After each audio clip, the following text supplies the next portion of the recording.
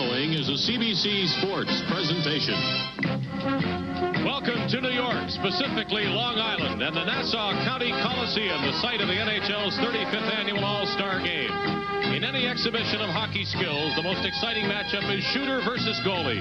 Tonight, Edmonton's Wayne Gretzky leads the Clarence Campbell Conference against Boston's Pete Peters and the Prince of Wales Conference. This season's two biggest NHL stars join with 38 others in the 35th All-Star Game. Live on CBC, Hockey Night in Canada, brought to you by Molson, bringing you the finest in hockey broadcasting for 25 years. Canadian Tire. There's more to Canadian Tire than tires. The Bay, serving Canadians for over 300 years. Esso, responding to your needs makes us better. You make us better. And by Ford of Canada. At Ford, quality is job one, right down the line. Last year's All-Star Game was held in Landover, Maryland, the home of the Washington Capitals. The Prince of Wales Conference defeated the Clarence Campbell Conference 4-2. And this was the clinching goal, a pass from Larry Robinson to Mike Bossy, who beats Gilles Melange. Bossy was named the game's outstanding player. From the U.S. Capitol, the All-Star Game moved to the home of the Stanley Cup for the past 3 seasons, Long Island, New York. Good evening, everyone. I'm Dave Hodge. It's my pleasure to host tonight's All-Star telecast. Perhaps more than a contest between two teams, this is a celebration of success, a showcase of individual skills. Yes, there will be a victorious side and a most valuable player, but in the end, hockey can be the big winner if the game provides the type of entertainment expected of it. NHL players take their pregame thoughts into dressing rooms 80 times a season and develop an obvious routine. But there's nothing routine about a visit to an all-star dressing room. A select few get a chance to do that once a season, and perhaps just once in a career. Mickey Redmond has been in that position, and he's now in the Campbell Conference dressing room. It's no surprise with the NHL youth movement the last 4 or 5 seasons that we've got 16 players playing in their first National Hockey League All-Star Game here tonight. Therefore, these dressing rooms will not be without a great deal of tension before this hockey game. But playing against the best that your sport has to offer has a way of bringing out the competitive edge in any athlete. Tonight will be no exception. I'm sure when the nervousness is forgotten and the puck is dropped, we'll get a chance to see the great skills that all these individuals possess. Looking down on the ice from his position in the broadcast booth tonight will be play-by-play announcer Jim Robson. And right now he is directly on the ice surface to discuss his participation in his 5th All-Star telecast. Thank you, Dave. Well, it's always a thrill to go to an NHL All-Star game, and it's especially exciting when you're part of such a fine Hockey Night in Canada crew. My first All-Star game was not too far away at Madison Square Garden in 1973. And the most valuable player that year was Greg Polis. And the winning goal was scored by Bobby Schmatz. Now you try and figure out who the heroes are going to be in the great lineups we're seeing tonight. It's exciting, and to go a little tip on who's in which conference. Most of the teams in the Campbell Conference are western cities. The Wales Conference, primarily eastern cities. Now let's enjoy the excitement of the pregame ceremonies.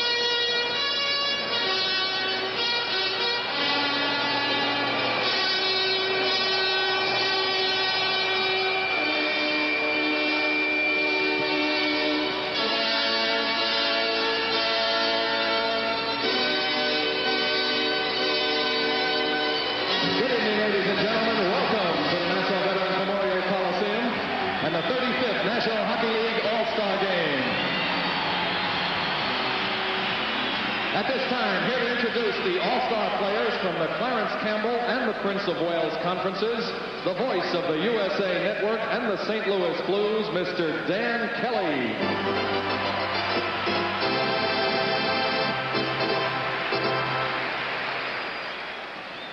Thank you, and good evening, ladies and gentlemen.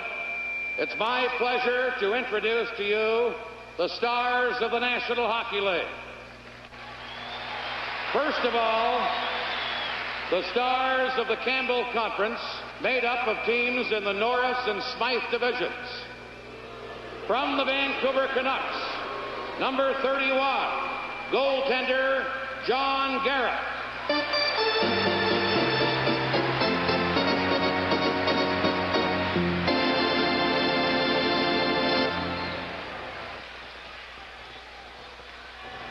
From the Calgary Flames, number 9, right winger Lanny McDonald.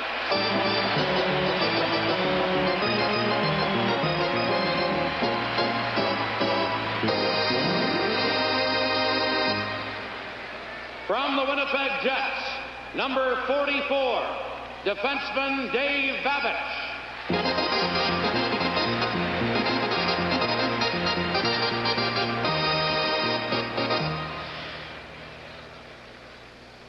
From the Minnesota North Stars, 4 players. Number 12, left winger Tom McCarthy.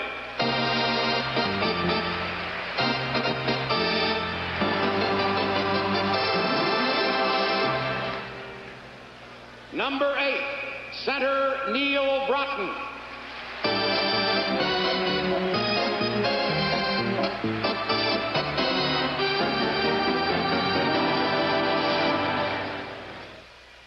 Number 4, defenseman Craig Hartsburg.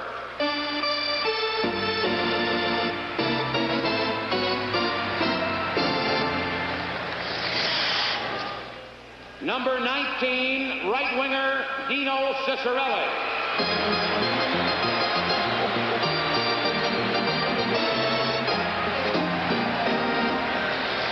From the St. Louis Blues, number 10, left winger Brian Sutter.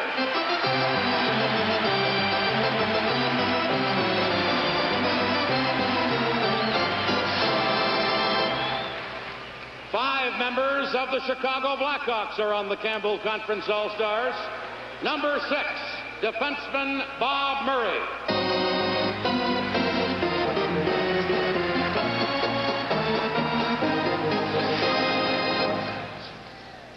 Number 18, center Dennis Savard.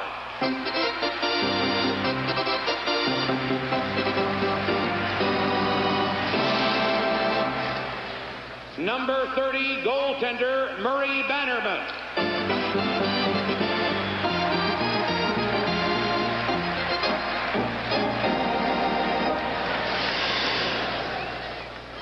Number 24, defenseman Doug Wilson.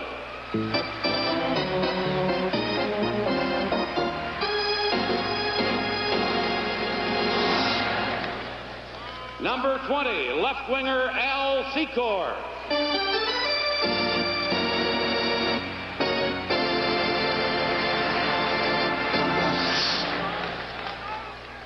From the Los Angeles Kings, number 16, Marcel Dion, center ice.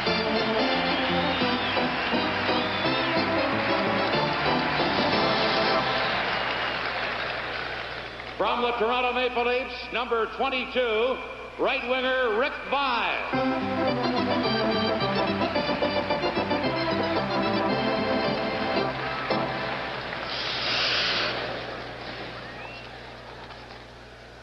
Representing the Detroit Red Wings, number 3, defenseman Willie Huber.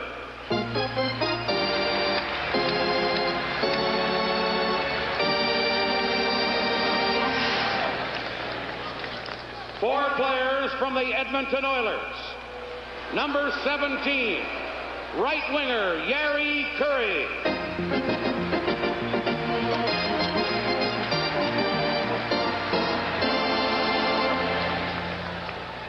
Number 7, defenseman Paul Coffey.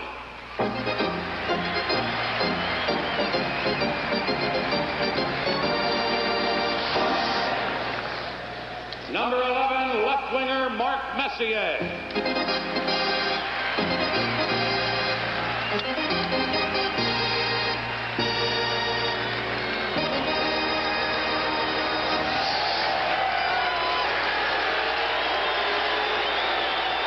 Number 99, center Wayne Gretzky.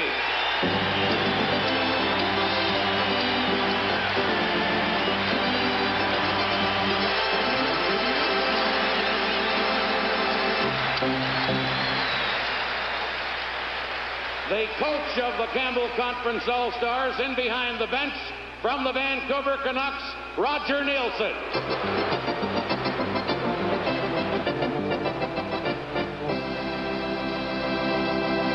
The Campbell Conference All-Stars.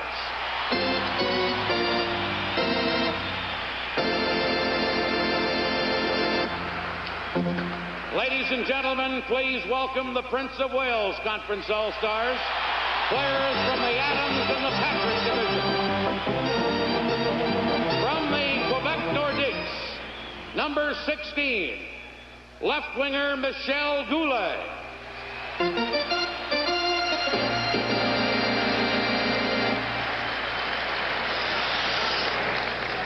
Number 18, right winger Marion Stastny.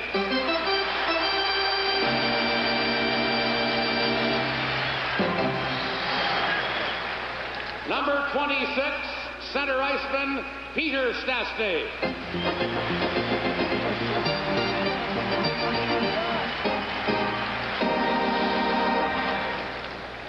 From the Montreal Canadiens, wearing number 11, left winger Ryan Walter.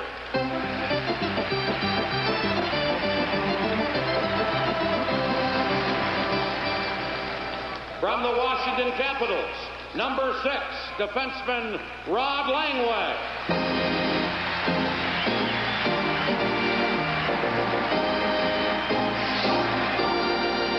From the Buffalo Sabres, number 4, defenseman Mike Ramsey.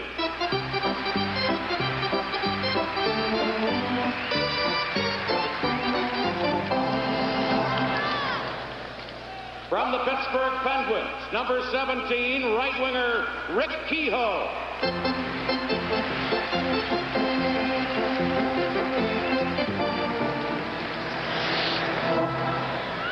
From the Philadelphia Flyers, 3 players.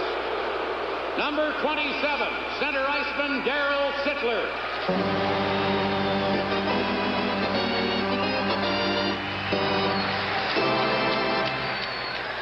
Number 31, goaltender Pelle Lindbergh.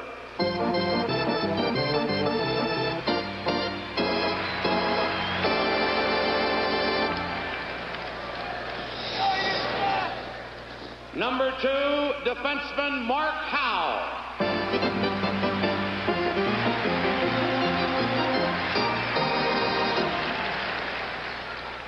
Three members of the Boston Bruins. Number 10, center iceman Barry Peterson.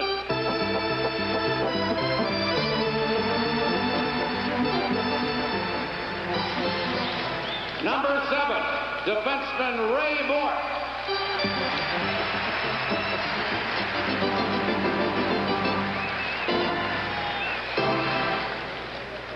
Number 1, goaltender Pete Peters.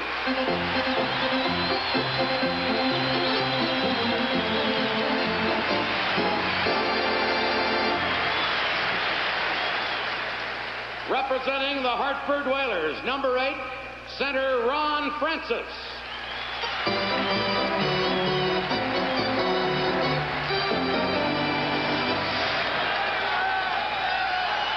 From the New Jersey Devils, number 20, right winger Hector Marini.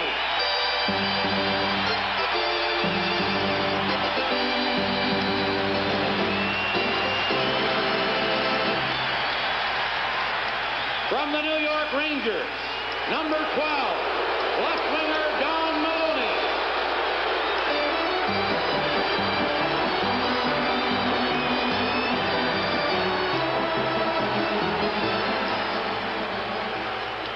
From the New York Islanders,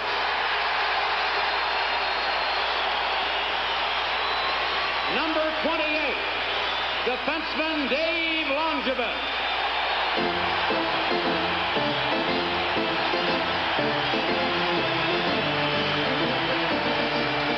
Number 19, center iceman Brian Crotche.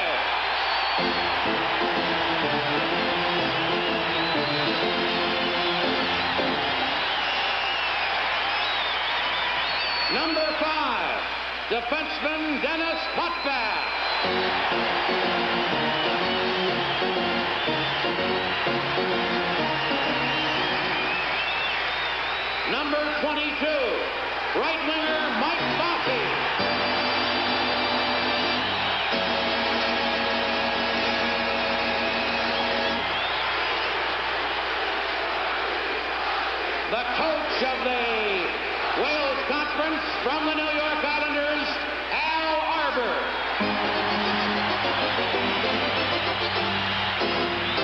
Ladies and gentlemen, the Prince of Wales Conference All-Star.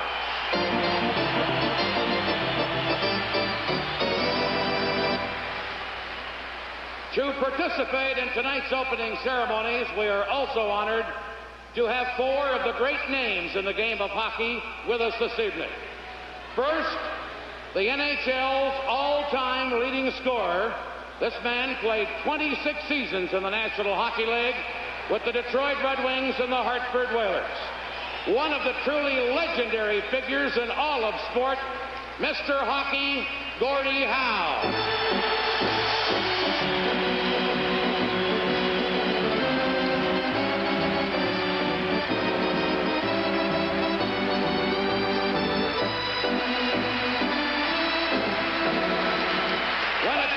To class and dignity as a hockey player, this man stands alone. He played 18 seasons with the Montreal Canadiens and was a member of 10 Stanley Cup winning teams. One of the all-time great center icemen, Jean Beliveau.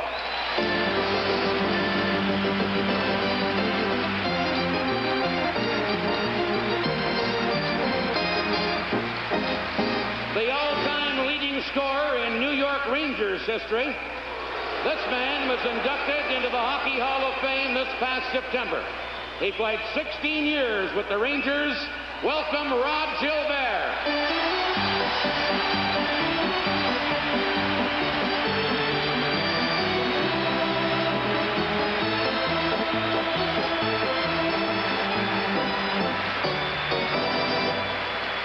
This gentleman was an original member of the New York Islanders.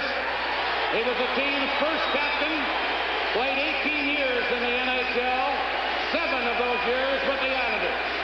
Number 18, the Islanders' own Eddie Westfall.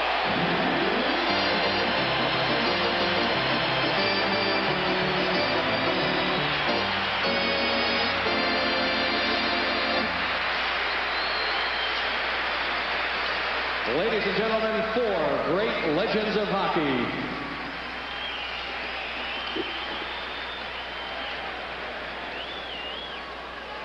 And now we would ask you all to please rise for the singing of the national anthems. Here with us this evening to sing the Canadian national anthem, will you please welcome the star of Broadway stage and motion pictures, Mr. Lynn Carreyrou.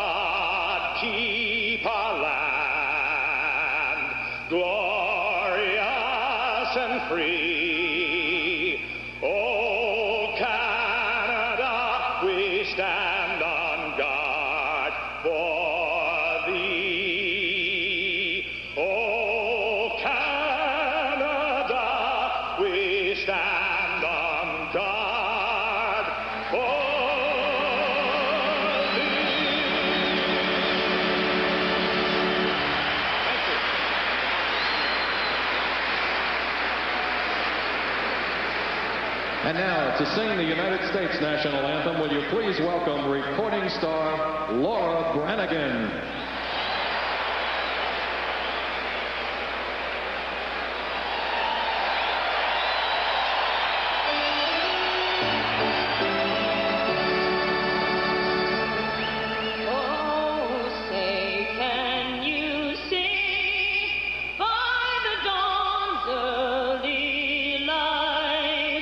What so proudly we heard at the twilight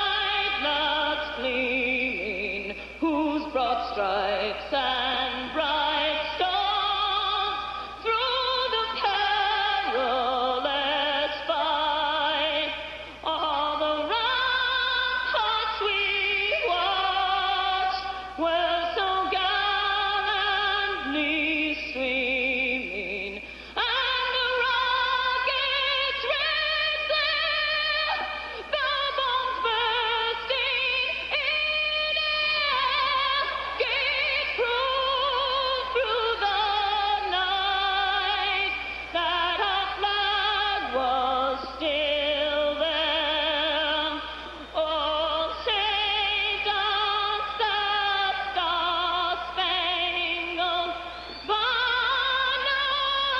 yet wave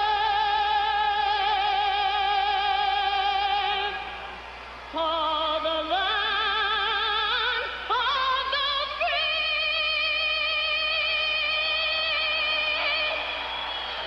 and the home of the brave.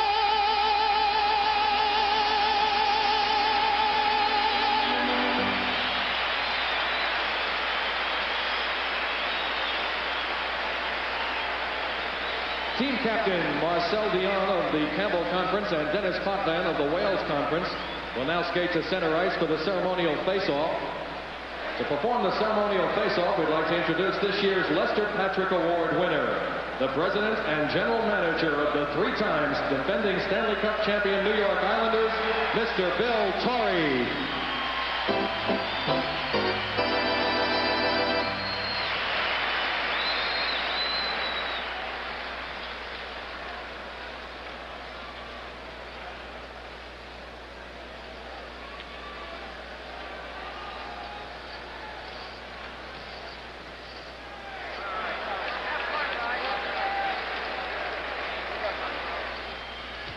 We'll return with the 35th annual All-Star Game in just a moment.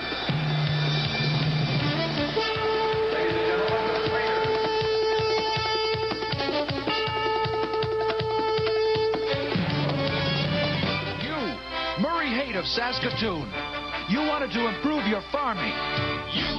I used to cultivate, then fertilize. My SO agent suggested I use an endo-ammonia converter.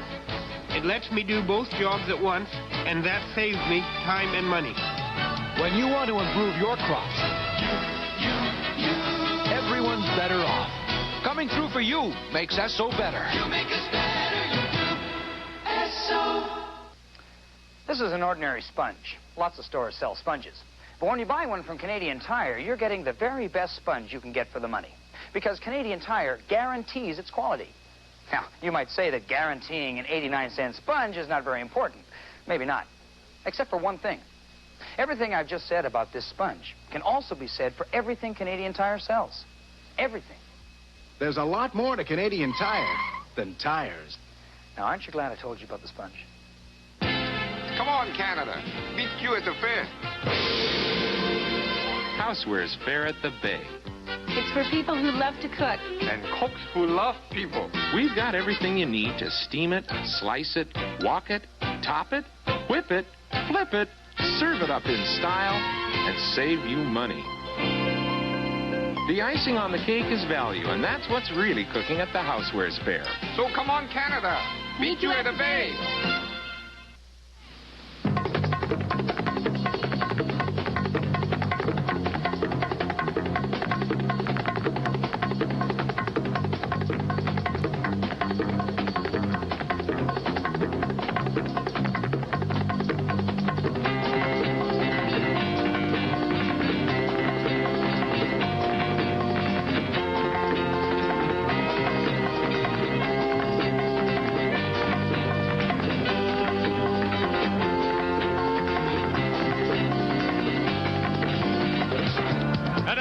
The 35th All-Star Game at the Nassau Coliseum on Long Island.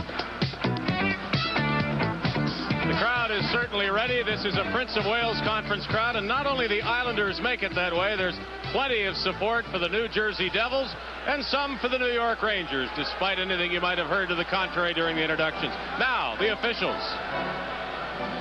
My name is Bob Myers. I'm from Copetown, Ontario. My name is Ryan Bozak. I live in San Diego, California. My name is Leon Stickle. I live in Mount Forest, Ontario. And now to the broadcast booth and Jim Robson and Mickey Redmond. Thank you, Dave. And there's Bob Myers to drop the puck to start this All-Star game. The visiting team, the Campbell Conference, in the darker uniforms, the orange with the black and white. And the home white team is the Wales Conference. And they have possession of the puck as the puck is now controlled by Denny Potvin, that familiar number 5. And most of the players are wearing the number you're used to seeing when they wear their regular uniform. But there are a few exceptions to that in this game. The puck is controlled by Marion Stastny. Trying to get it in the corner for big brother Peter Stastny, number 26, but Lanny McDonald rolls the puck out. It flips over the boards and out of play, and Mickey Redmond were underway. And there's the goaltender for the Campbell Conference, young Murray Bannerman. He's 25 years of age, having an outstanding season with the Chicago Blackhawks in his first All-Star game. And here's a man playing in his third All-Star game. And what a season he's having. Look at that goals against average in 42 games with the Boston Bruins' 25-year-old Pete Peters. Play underway in the Campbell Conference zone. And these coaches, Roger Nielsen and Al Arbor, are just excited to look out to see such a great lineup to work with. As the puck bounces on the boards to Dino Ciccarelli, wearing number 19, the little right winger from the Minnesota North Stars. There's a couple of teammates out there with him. Number 12 on left wing is Tom McCarthy. Number 8, the center chasing that puck is Neil Broughton, an all-Minnesota forward line. There's also an all-Edmonton forward line in the Campbell Conference lineup. Rod Langway losing the puck back of the net. Ciccarelli try to get it to McCarthy. It's broken up. This is Rick Kehoe of the Pittsburgh Penguins shooting the puck in. It's swept away by Bannerman. Trapped along the boards momentarily and held in skates to stop the play with 1 minute and 19 seconds gone in the game. Well, Jimmy talked about the players normally wearing their regular numbers that they do with their own National Hockey League teams. A couple of exceptions, of course, and that being if the players were selected to the first or second team, players wearing the same jersey will take a jersey that's very close to the number, right next to it if possible. But as you mentioned, most of the players are wearing their regular numbers. Face off in the Campbell Conference zone as Trottier digs in and gets the puck looking for Bossy in front as the two Islanders combine. And now this is Lanny McDonald, the league's leading goal scorer. And right away he tests Peters with that shot from the blue line. The puck is kept in by Willie Huber. Passed out of the corner, intended in front for Marcel Dion. As an experienced forward line of Dion, Sutter, and McDonald out there for the Campbell Conference. Now the Wales Conference to the attack. Trottier's playing left wing because there are 5 centers in the Wales Conference lineup. So they've moved Trottier to left wing. Francis, number 8, is the center. Trottier going for the front of the net as Bossy controls the puck from behind the goal. Looking in front. The pass tipped in front of the net, kicked away by Bannerman. Sutter playing it ahead for Lanny McDonald. Couldn't pick it up off the board. Willie Huber throws the first check as he bumps Trottier. This is Bossy, the great trigger man of the Islanders. Failed to get it to young Francis, the 19-year-old center from the Hartford Whalers. Marcel Dion, one of the great players of the game, bumped along the boards by Mark Howe. Here's a quick shot that deflects off Peters, who came out to make the save on the shot by Lanny McDonald, who already has a couple of shots on goal. And that's typical Lanny McDonald. He has 47 goals on the season. Both teams making a change. Denny Savard, number 18 out there in the orange uniform. One of the real exciting stars of hockey on his first shift now for the Campbell Conference. He's out there with Rick Vibe getting the puck to him. Here comes Savard. Watch him. The blast is right on as Peters handled the shot. Darryl Sickler steered the puck to the boards. He goes in with Rick Vibe of the Leafs. Now from behind the net, that's Mike Ramsey of the Buffalo Sabres, number 4. Now to Maloney of the Rangers, number 12. The puck is brought in over the line by Potvin, but they're offside at the Campbell Conference blue line. Not too many good scoring chances here in the early going. Jim, both teams a little bit apprehensive, but I'm sure once they get settled down out there, we're going to see lots of great plays here tonight. Roger Nielsen, coach of the Vancouver Canucks, and of course both coaches, Al Arbor behind his players, and both coaches last year, of course, in the Stanley Cup Finals. Vancouver and the Islanders. That's why they're here tonight. I think Roger Nielsen is more nervous than any of the players, though. He is, isn't he? He's floating around the league talking to coaches to see what to do here today. Here's a shot blocked in front as it hit Bob Murray, number 6 of the Campbell Conference, blocking the shot taken by Big Secord. Here's a chance in front and a good save there. And there's the test on Murray Bannerman as the play is called. And the face-off coming up in the conference zone as you look at Bannerman. This is NHL All-Star Hockey from Long Island, New York. Mercury presents the newly created Cougar. Clean, rounded contours formed to split the wind. The aerodynamic Cougar is no ordinary roadcraft. Integral aircraft-inspired doors help keep outside noise outside. Inside, a complete driving environment surrounds you in elegance and comfort, while a fuel-efficient 3.8-liter V6 engine and a nitro-cushion suspension system provide superb ride and handling. Mercury Cougar, if it had wings. We played 3 minutes and 28 seconds of this 35th annual NHL All-Star Game, and this face-off coming up in the Campbell Conference Zone between two great center icemen, Gretzky and Peter Stastny. The All-Quebec line on the ice now for the Wales Conference, the Stastny brothers and Michel Goulet, the high-scoring left winger of the Nordique, number 16. Here come the Stastnys. Here's Goulet, the shot is scored! Michel Goulet!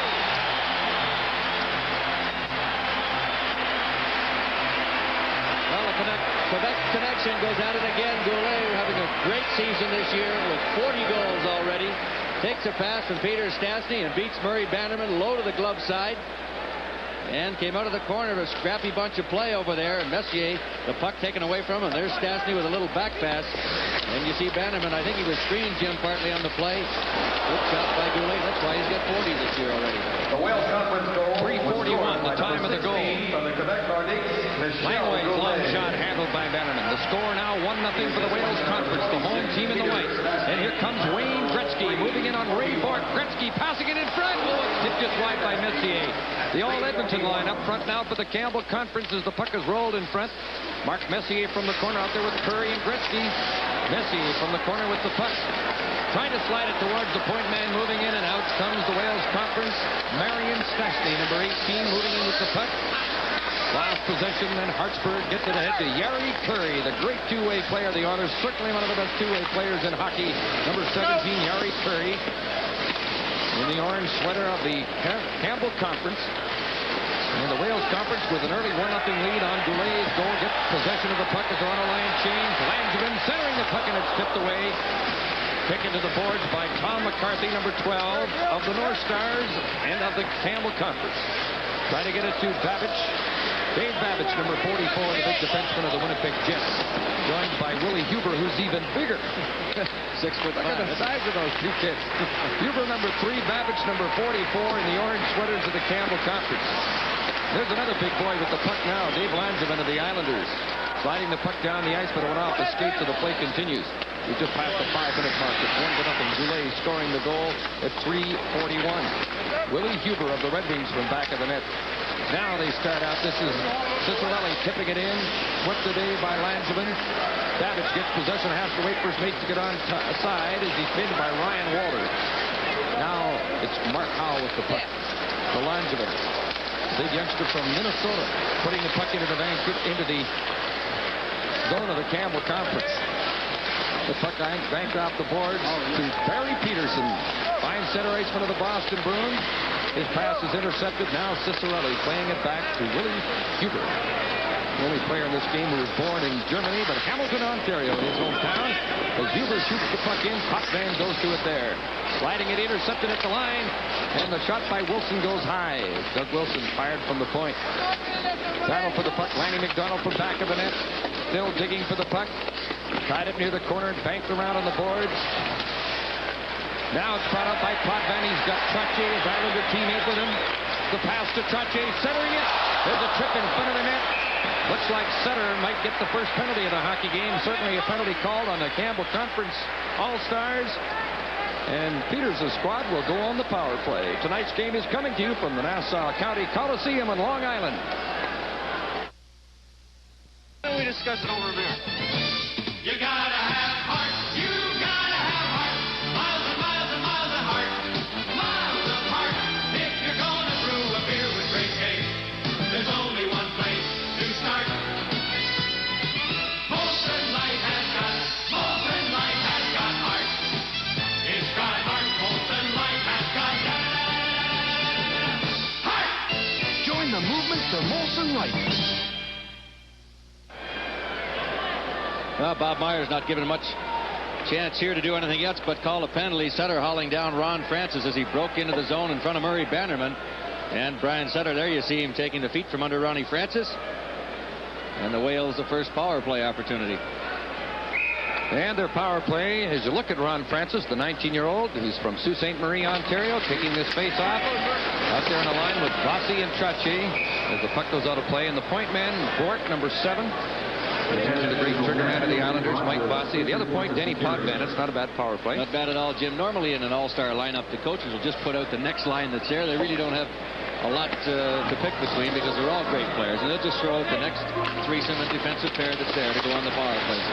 Unlike the normal teams, they'll have a 5-man power play specifically set up.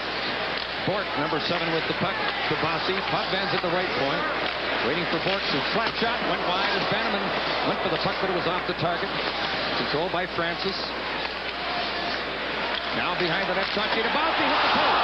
The crowd here wanting up when they hit the net. They're waiting for a Bossy goal. He almost had it there. He hit the pipe.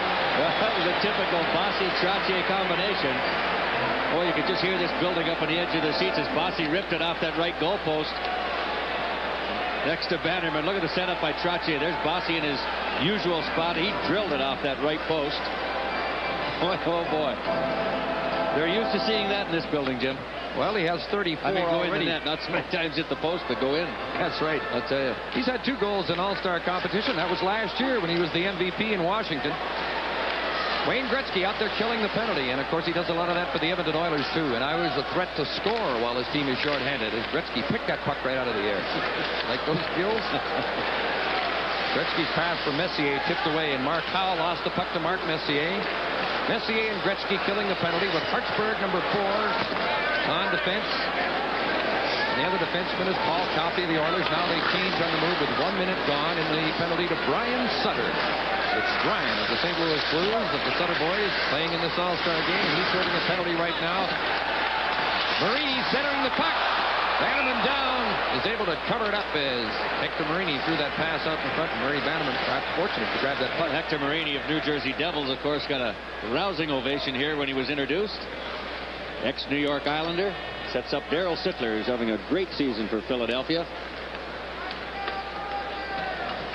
There's a look at it. Bannerman down, flat on the stomach, trying to make that save, and did so successfully. Darryl Sittler, of course, being traded over from Toronto. Having a fine year for the Flyers. 32 goals so far. And this is his 4th All-Star game. The score is 1-0 for the team in the white, the home team, the Wales Conference, and they're controlling the puck on a power play. And center goal, hit wide by Goulet. Almost had his second of the period. Puck is on top of the net. Battle for it back of the goal. It's scooped down the ice. Sittler, by the way, Jim, speaking of Darryl Sittler, the oldest player in the hockey game, 32 years old. 32, and he's the oldest player. Isn't that something? You know, many of the superstars we're watching tonight are in their early 20s. A lot of 22-year-olds, great players in the game. Mark Howe shooting the puck and bounces in front of the net. Bannerman down, made the stop right in front of Peter Stastny from the left point. Potvin shoots, deflects wide, and up into the seats and out of play. Speaking of ages, Jim, there's only 5 players in the game over 30 years old. You can imagine. John Garrett, 31. Sittler, we mentioned, 32 years of age. Marcel Dion, Rick Kehoe, also 31, and Marion Stassen, 30 years of age. All the rest, take your pick. Boy, oh boy, a lot of youngsters. Well, there's a 25-year-old who's from Winnipeg, actually, although born in Fort Francis, Ontario, and played his junior out in Victoria and Western League, Murray Bannerman. His team getting possession is Doug Wilson. Another Black Hawk plays the puck around on the boards with 4 seconds left in Sutter's penalty. Langway keeping it onside. Now the puck is being dropped to center and passed by Broughton for McCarthy. And the Campbell Conference team is back at full strength after the penalty to Sutter expires. The score 1-0 for the Wales Conference, and the goal by Michel Goulet at 3:41. And it's certainly not the earliest goal. Here's a breakaway for Ryan Walter. Good save by Bannerman on Walter. As Ryan Walter, the Montreal Canadiens, walked into the clear, but Bannerman kicked out his shot effectively. Walter with the puck again. Cicerelli pokes it away from along the boards. Trying to get it to Broughton. It's intercepted by Rick Kehoe. Just misses Walter with a pass. Doug Wilson hustles after the puck and slides it to center ice. We played 9 minutes and 5 seconds of the first period. The 35th annual NHL All-Star Game. A great group of young stars before a sellout crowd of over 15,000 in the Nassau Coliseum. Dino Cicerelli with a hard slap shot that bounces off Ray Bork. And the team changed on the move. Hartsburg It's brought in over the line by Messier, while in full stride shot, the puck, and Peters turned it aside. As Peters has been doing all year for the Bruins with a 2.13 goals against average. And he'll get tested by this young forward line of Gretzky, Curry, Messier on the ice right now for the Campbell Conference All-Stars. Doing some good forechecking. But Ramsey backhands the puck ahead, and it's brought in by Trottier. Coming in with Bossy and Francis, the young center iceman, going after the puck near the corner with Gretzky. It's played in behind the net. Trottier and Gretzky battling for it there. Banked around by Coffey, intercepted by Bossy. Behind the net to Francis. There's Trottier waiting in front. The pass didn't get to him, but he hustles to the puck in the corner. And now it's played back to the point. Ramsey shot deflects. And now this is Wayne Gretzky picking up the pass and coming in. Gretzky to Messier for Gretzky, and it's broken up. Back comes Trottier, playing left wing tonight. Now to Francis, who cuts to the middle. Trottier going to the slot. He shoots. Bannerman makes the stop off Brian Trottier. 9.5 minutes left, first period. Francis out of the corner, having an excellent shift with these two great Islanders stars, Bossy and Trottier. Now a rush by Coffey. Paul Coffey of the Oilers coming in with Gretzky and Curry. Here's Gretzky centering it, and it's tipped away from in front, and back comes Mike Bossy. 2-on-1 with Trottier. Hartsberger's the defenseman back, and he breaks up the play effectively on a 2-on-1 rush. And now the tempo picks up. Here comes Gretzky coming in on goal. Gretzky, a rolling puck, couldn't get a shot as he's hurt. And there's going to be a penalty to the Wales Conference. So as Gretzky's hauled down, his team will go on a power play. Now here's Dave Hodge. Here's a man who's played in 23 of these All-Star games. The last one as recently as 3 years ago. Holds every record I can think of, including most All-Star penalty minutes, if you want some trivia. What do you think of all this youth out here, Gordon? I love it. I sit with John Beliveau and myself, and I said, and look at the youth, and look at the size of those monitors. They're big boys out there, and they're fast. It's a good, clean hockey game, and they're doing exactly what they want to do. Put a good show on for all these people who come to see them. Thank you, Gordy. Of course, he's cheering for one of those young men more than the others, Mark Howe. And there's a look at Langevin in the penalty box as the Islander defenseman gets the hooking penalty, grabbing Gretzky at 10:58. Well, Gretzky going on the offense again with the Edmonton line out there, and Langevin just hauls him down in front of Pete Peters. And away we go. The Campbell Conference, their first opportunity on the power play. We have Dion, McDonald, and Sutter up front on the power play. Huber at the right point, pushing it into the corner for Brian Sutter. Willie Huber from the point, put it in front, and deflects just wide. It was picked by Marcel Dion, sitting in front of the net. Lanny McDonald from the corner, tried to get it to him. Rod Langway passed it right to Dion. McDonald to the left point. Savage to McDonald. Now Dion, nice pass to Huber. Willie Huber shoots. It hit a leg and bounces around in front of the net. McDonald hustles for the puck to keep it in. The 29-year-old Calgary Flames star leading the league in goals with 47. Savage shot deflects wide. Before it gets in off the goaltender Peters. He put it in the net. The score is all tied at 1. Oh, Pete Peters very unfortunately put that puck in his own net as the shot came off the backboard. The goal will probably be credited to the Campbell player who last touched it. Great puck control by the Campbells. The shot coming from Babbage at the point. Brian Sutter is right there on the goal post, and Peters, you see the puck hit the big goal stick and bounce in behind him. Watch Peters' goal stick as he moves to go back to the post right there, and he deflects it behind him, very unfortunately. We'll see if Sutter gets credit for the goal in that unusual shot that bounced a couple of times before it went wide of the net. And now Doug Wilson plays it to Denny Savard. Very quick coming in on Langevin, and a shot just went off the target from the left point, Doug Wilson. Behind the net for Al Secord, but it's intercepted. Mark Howe with the puck. Up the middle for Meyer teammate Darryl Sittler. Babbage is now getting credit for the goal. The big Winnipeg Jets defenseman. Secord takes a shot. Sutter is in on the scoring with an assist. 37. And Babbage from McDonald and Sutter, power play goal. Babbage from McDonald and Sutter at 11:37, the power play goal that ties it up. This is the NHL All-Star Game. The Energizer. Whew, we'll be up all night doing your homework. Don't worry, Dad. I just put Energizers in the calculator. Of all leading battery brands, nothing outlasts the Energizer from Everready. Nothing outsnaps it. Nothing outadds, outwalks, outplays, outtapes, outshines, outlasts it. Nothing. The Energizer even outlasted Dad. The long life. Energize me. Well, one of the more unusual goals in any hockey game, Jim, let alone an all-star game, but the shot coming from Babbage back at the point was deflected by a Wales player. I didn't get the number of who it was, killing the penalty off, and Babbage, as a result, the last Campbell player to touch the puck, gets credit for the goal, a 1-1 hockey game.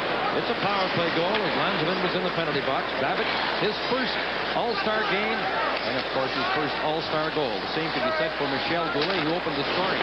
Murray Benham shoots the puck aside. 5 going to it on the boards. Rick 5 with the Toronto Maple Leafs. Big number 22. Try to get it to Savard. Denny Savard coming in, being checked by Maloney of the Rangers. John Maloney stays with him as the puck is centered and intercepted by Darryl Sittler. Now the Wales conference coming right back. Hector Marini brings it in, but it's offside with Darryl Sittler in a bit too soon. Campbell Comets with some great puck control, Jim, on that power play with the man advantage. Laddie McDonald, Marcel Dion. Some great passing plays. They kicked the puck on the exterior. The 4 Wales players trying to kill that penalty off. And sooner or later, bad trick to Pete Peters. It ended up in the net. Look at Hector Marini. He's from Timmins, Ontario. Does you know where that is? Well, he was always a big favorite. You betcha I do, Jim. Hector was always a big favorite here when he was with the Islanders and was just moving up the turnpike a little bit with the Devils.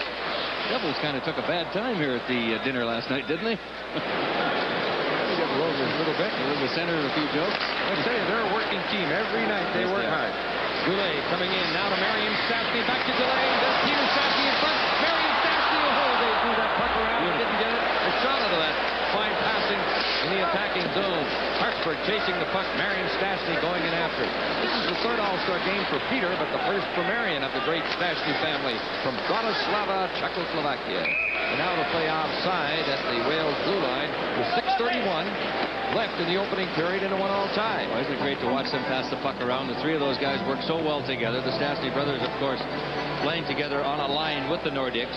Goulet sometimes playing with them, but I believe right now at this point in the season, all 3 Stastny brothers are playing together for the Nordics. But look at this passing. The back pass by Marion over to Peter. Tried to set up Goulet, or it was Goulet to Peter, actually, and back to Marion. And the open net, and not to be this time. Pretty to watch, though. Paul Coffey came up with a big defensive play there at the last minute. Play in the Wales zone in a 1-all tie. Rod Langway, big number 6 of the Washington Capitals on the Wales defense, losing possession of that puck, played behind the net. That's McCarthy going after it, bumping with Ray Bork. The puck still loose along the boards. Rick Kehoe tries to dig it out, can't get it out. 6 minutes left in the period as they continue to battle for the puck along the boards. Kehoe holding it with his skate. It's tipped by Broughton to the side of the net. Langway takes over and banks it around on the boards. Walter couldn't catch up with it as it's chased by Coffey. Coffey from Mississauga in the Toronto area. First round draft choice for the Oilers. Now Mark Messier. Boy, what a fine young player this guy is. And his father played briefly in the National League. Doug Messier now coaching in the American Hockey League. Now this is Peterson coming in. Barry Peterson beating it off on the right for Kehoe. Just went behind him. Peterson, Walter, and Kehoe, the forward line for the Wales Conference right now. Curry chases after that puck in his own zone and gets possession. Jari Curry from Finland of the Oilers. Now Messier coming in with Gretzky and Curry, the all-Edmonton forward line. Gretzky's shot deflects wide. Curry from back of the net. Turning away from Langevin. Now quick shot, kick gets wide, and they get chances, don't they? Now Bossy with the puck. Gretzky moves in to check in near the corner. It's kicked around on the boards. Mark Howe trying to get loose there and does get loose. Now to Trottier. Coming out with Francis and Bossy. And a 2-line pass stops the play. We will return to the NHL All-Star Game in just a moment.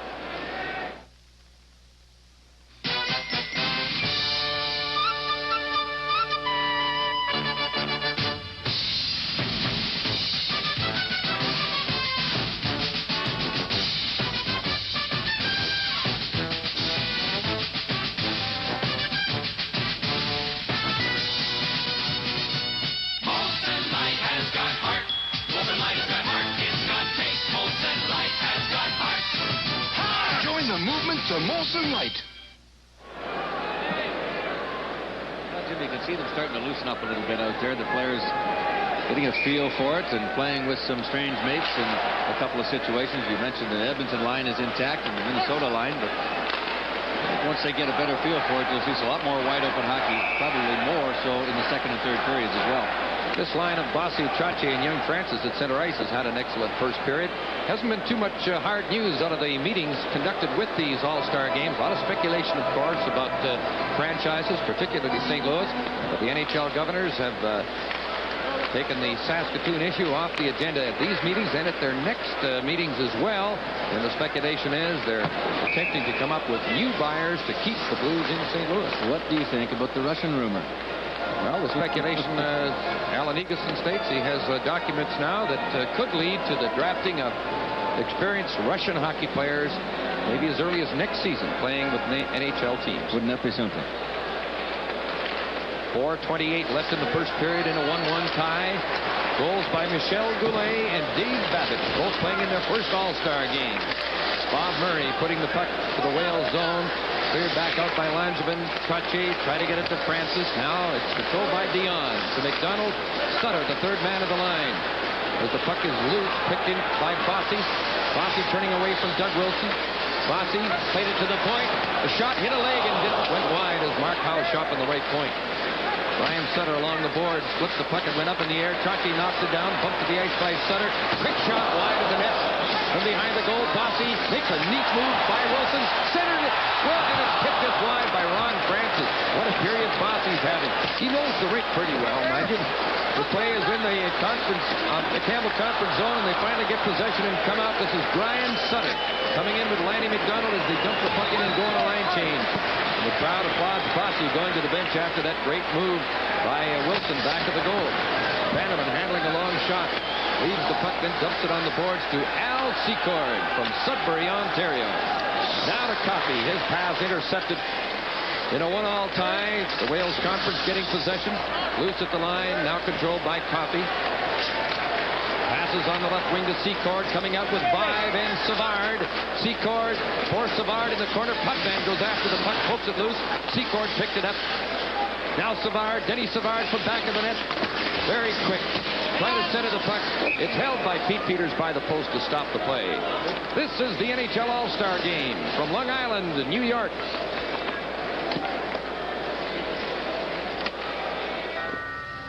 From imagination and engineering comes a whole new generation of Zenith System 3 television. The sharpest picture Zenith has ever created. Remote control convenience that puts over 100 broadcast and cable channel capability at your fingertips.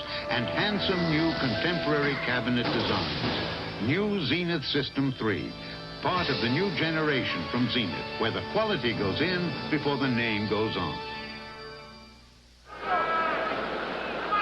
Stay with us in the first intermission. I'll talk to the NHL goal-scoring leader, Lanny McDonald of Calgary. We'll show you what goes on at the All-Star game besides the game. Okay, Dave, Lanny will be the one with the big mustache, if you're wondering. 2:52 left in the first period. Big mustache and a big shot. And 47 goals to go with it. In fact, the team in the orange here, the Campbell Conference, have almost 100 more goals combined total. As the home team here, the Wales Conference, is a chance for Vive in front. There's the pass. It tipped off his stick. There's a fine pass from Savard. Set up Rick Vive, but he couldn't handle the pass. Coffey with the puck. For Savard, back of the net. Vive from the corner. Back for Savard. Intercepted. Swept up on the boards for Don Maloney of the Rangers. Now Potvin rushing to center. Lets the shot go, and it tipped high, and there's a souvenir for some fan as it tipped off the stick of Craig Hartsburg. Well, naturally, this crowd here at the Coliseum is partisan to the Wales Conference with the New York Islanders on that side. Gave Don Maloney of the Rangers a pretty good hand, didn't they? Well, they sure, Ranger fans here. They sure take their hockey serious along this turnpike, don't they? That's right. There are Islander fans in this building. Oh, what? Talking about the news around the All-Star meetings, there's speculation about the next All-Star game. No announcement yet where the 1984 game will be, but there's good speculation that 1985 will be in a huge new Coliseum building in Calgary, Alberta. Race for the puck. That's Rod Langway catching up with it in his own zone for the Wales Conference. The 1-all tie. Now just under 2 minutes left in the first period. Goulet, who has scored his team's goal, feeding it over to Marion Stastny. Peter Stastny coming in with him. Babbage breaks up the play momentarily. There goes Goulet to the puck, throwing it out in front, and it came away from Langway, who moved in from the point. Rod Langway, born in Formosa, or Taiwan, if you like. Showing my age by calling it Formosa, I suppose. But, of course, he was in a large family. There were 6 brothers, and there's Big Dave Babbage from Edmonton. And the Langway family moved all over the map, but a lot of their time was in the Boston area. There's Radar, as they call him, Al Arbor, 50 years of age, and he holds the rather rare distinction of having won and lost in this All-Star game with 2 different conferences. Al Arbor, 12 goals in 12 NHL seasons. You had to bring that up. You won't like to hear that. He sure blocked a lot of them. He sure did. Great defenseman in his years in the league with 3 Stanley Cup champions, and now Ison called on his team. And there's the goal scorer for the Campbell Conference. Dave Babbage, one of the Babbage boys from Edmonton, Alberta. Fine young defenseman from the Winnipeg Jets. 5 different countries well represented in this hockey game. 31 Canadians in the game tonight. 5 Americans, Howe, Langevin, Langway, Broughton, and Ramsey. 2 Czechoslovakian players, the Stastny brothers, Jari Kurri from Finland, and Tully Lindberg from Sweden. And he'll be the goaltender who will take over from Pete Peters as you look at Marion Stastny. I wonder if next year we'll see Anton as well. You might see all 3 Stashnys in this game. Great hockey players. You know, it's great. They make the puck do the work, Jim. They just move that puck around. Nobody can skate as fast as that puck. Jump into the hole, get the pass back. Rod Langway rushing with the puck, knocked off it, and the play was broken up by Tom McCarthy, the tall young left winger of the Campbell Conference. This is Ray Bourque rushing. Goes the shot. And Bannerman unhappy with himself on that one. Ray Bourque makes it 2-1 Wales Conference. Well, Murray Bannerman a little upset with himself on this one. He probably should have had this shot by Ray Bourque.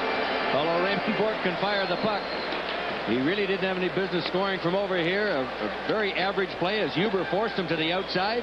But Bourque shot the puck, got good wood on it, and Bannerman stayed back in his net, and Bourque beat him on the far side underneath the trapper. And you look at Bannerman's reaction. Yeah, he's upset with himself. Well, it just shows you if you don't get it on the net, you can't score. Bad angle goal by Ray Bourque. It's an unassisted goal, and that's his 2nd in all-star play for young Ray Bourque. 19:01, the time of the goal in this first period as Bourque puts the Wales Conference back into the lead. Well, Bourque can fire him with the best of the defensemen, even forwards for that matter. 14 goals this year so far for the Boston Bruins, and really their offensive leader on the defensive core as he's up ice a lot, and just showed you some of those offensive skills a few moments ago. Well, the Edmonton line is on the ice now for the Campbell Conference. Gretzky with Messier and Curry as Curry checks Ryan Walter, and the puck goes loose. Cleared away by Wilson, didn't get it out. Controlled momentarily by Barry Peterson of the Bruins. Failed to get control, and Gretzky had the pass out just out of the reach of Mark Messier. 26 seconds left in the period. Wales Conference in the white. They lead 2-1. Rick Kehoe failed to get by Doug Wilson. Now the puck is brought in over the line by Mark Howe. His pass tipped away. Gretzky goes to the loose puck. Gretzky putting it across in front of his own net to Jari Kurri. Time for one rush before the period ends. Kurri with the puck. Slowed up momentarily by Howe, and the puck was tipped away by Langevin, and time will run out. And the first period is over as you look at the great Gretzky. Well, Jimmy, not exactly a classic all-star period, but I'm sure we're going to see greater things to come in periods 2 and 3 as these fellas get a little bit of feel for the game and a lot more scoring chances to come. So the score at the end of the first period, the Wales Conference 2, the Campbell Conference 1.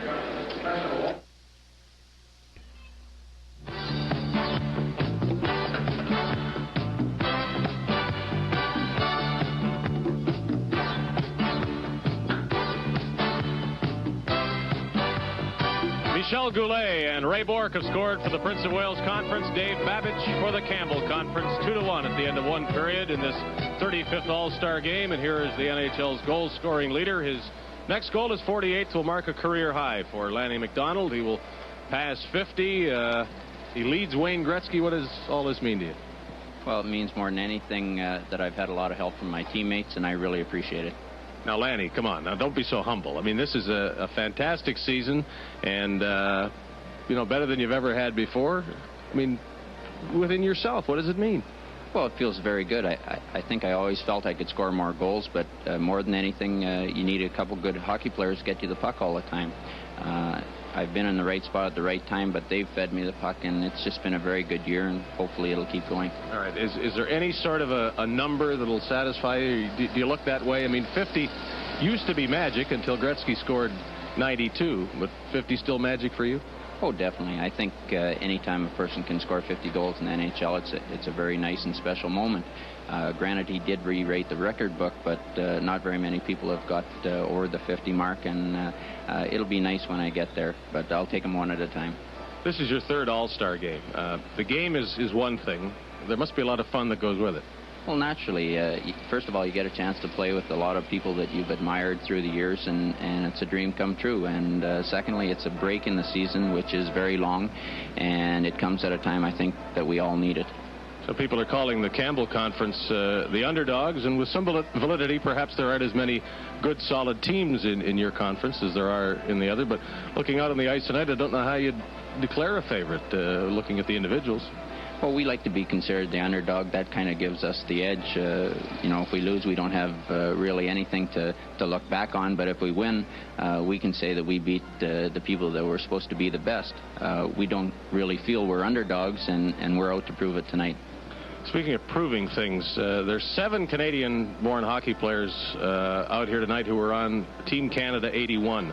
A lot of younger players then who perhaps hadn't blossomed yet, and some veterans who might have been overlooked. Is there any sort of lesson in comparing those two squads? I'm not really sure if there's a lesson there. I think everyone always figures they should be on, an all-star team or a Team Canada, and it's a credit when you do get to play for it. Whoever picks them, they pick them for different reasons, and let's face it, they had some good hockey players on those teams. Some satisfaction for you and the Flames this year in beating the Soviets, I'm sure. It was definitely a highlight, and we've basically gone from there and played very well the last month, and we're looking forward to keeping it going for the rest of the year. Okay, our congratulations to Lanny McDonald for the season he has had. For an All-Star assist tonight, his 3rd point at All-Star competition. The NHL All-Star game will continue in just a moment.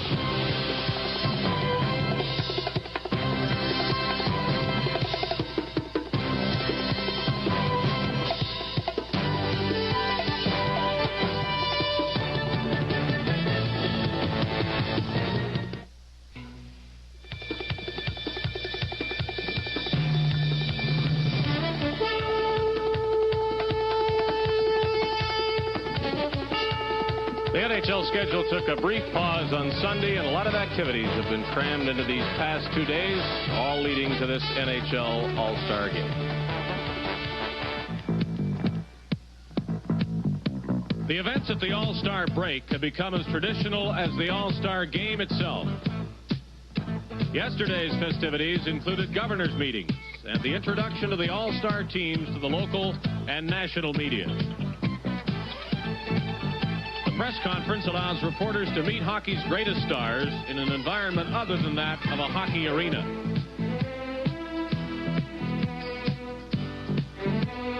It is also the first official activity of the team. Regular season rivals are meeting as teammates, many for the first time.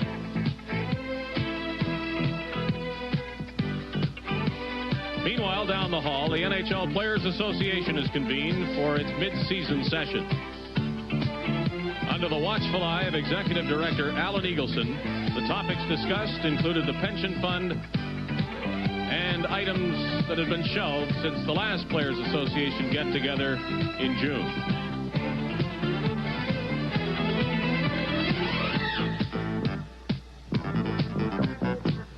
While league officials and players are in conference at the league hotel, the wives are on important business of their own. Shopping at some of New York's finest stores. The smiles on the faces indicate some satisfaction at being able to participate in one of the long hockey season's road trips. And dare we say, there is satisfaction in spending some of their husband's money.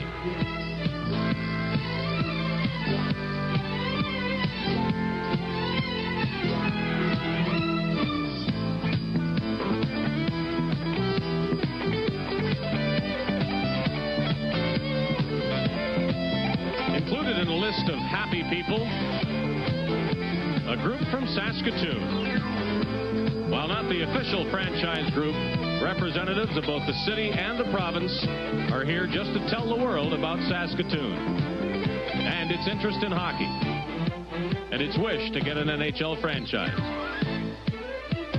They got a special visit yesterday from Ken Taylor, Canada's consul to New York.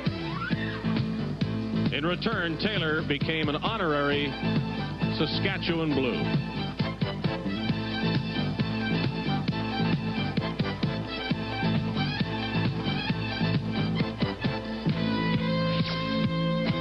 The evening's main event took place in a familiar setting on the ice at the Nassau Coliseum. NHL and Coliseum officials transformed the 200 by 85-foot ice surface into a banquet floor for over 1,600 patrons.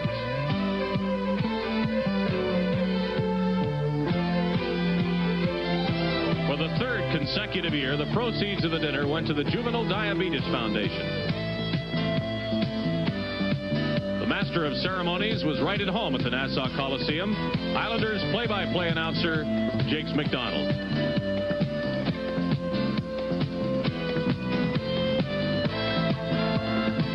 And the key event of the night is the presentation of the Lester Patrick Award for contribution to hockey in the United States. Appropriate, yet with a touch of irony, this award, inscribed with the name synonymous with the New York Rangers, was presented to the architect of the New York Islanders dynasty, Bill Torrey. He received the award from fellow general manager and amateur poet Lou Nanne.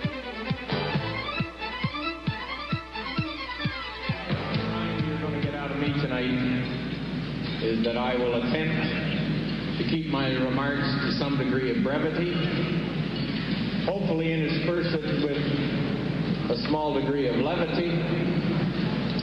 And I can tell you very candidly, I stand here with great humility. A proud evening for Bill Torrey and his family, especially because Bill's 81-year-old father was in attendance.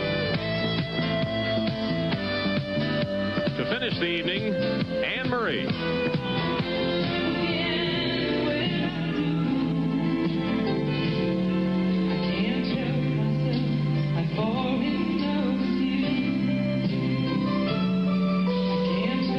A great night for the Juvenile Diabetes Foundation, the National Hockey League, and Long Island.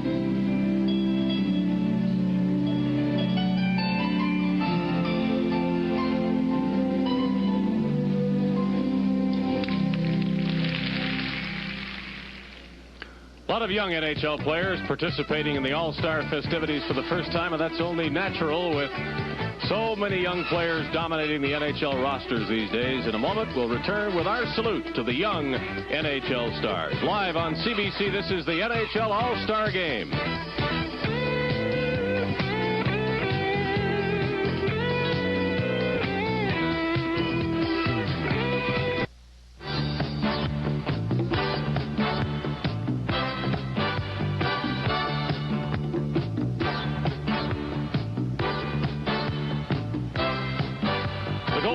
Have been Michel Goulet, Ray Bourque, and David Babich, not a veteran among them. There are 16 players here tonight performing in their first NHL All-Star Game. That means that the young players are taking over in the NHL, and that's for sure.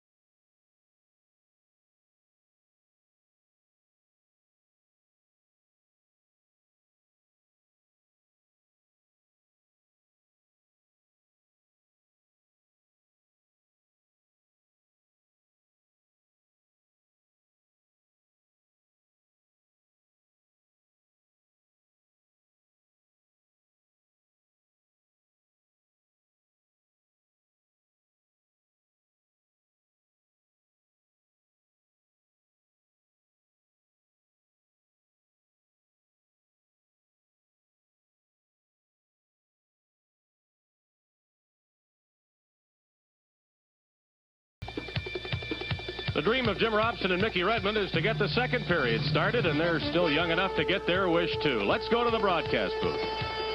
Okay, Dave, we go to the second period with a score 2-1 for the Wales Conference. The team in the white, the home team here, as they are the players from the Adams and the Patrick divisions.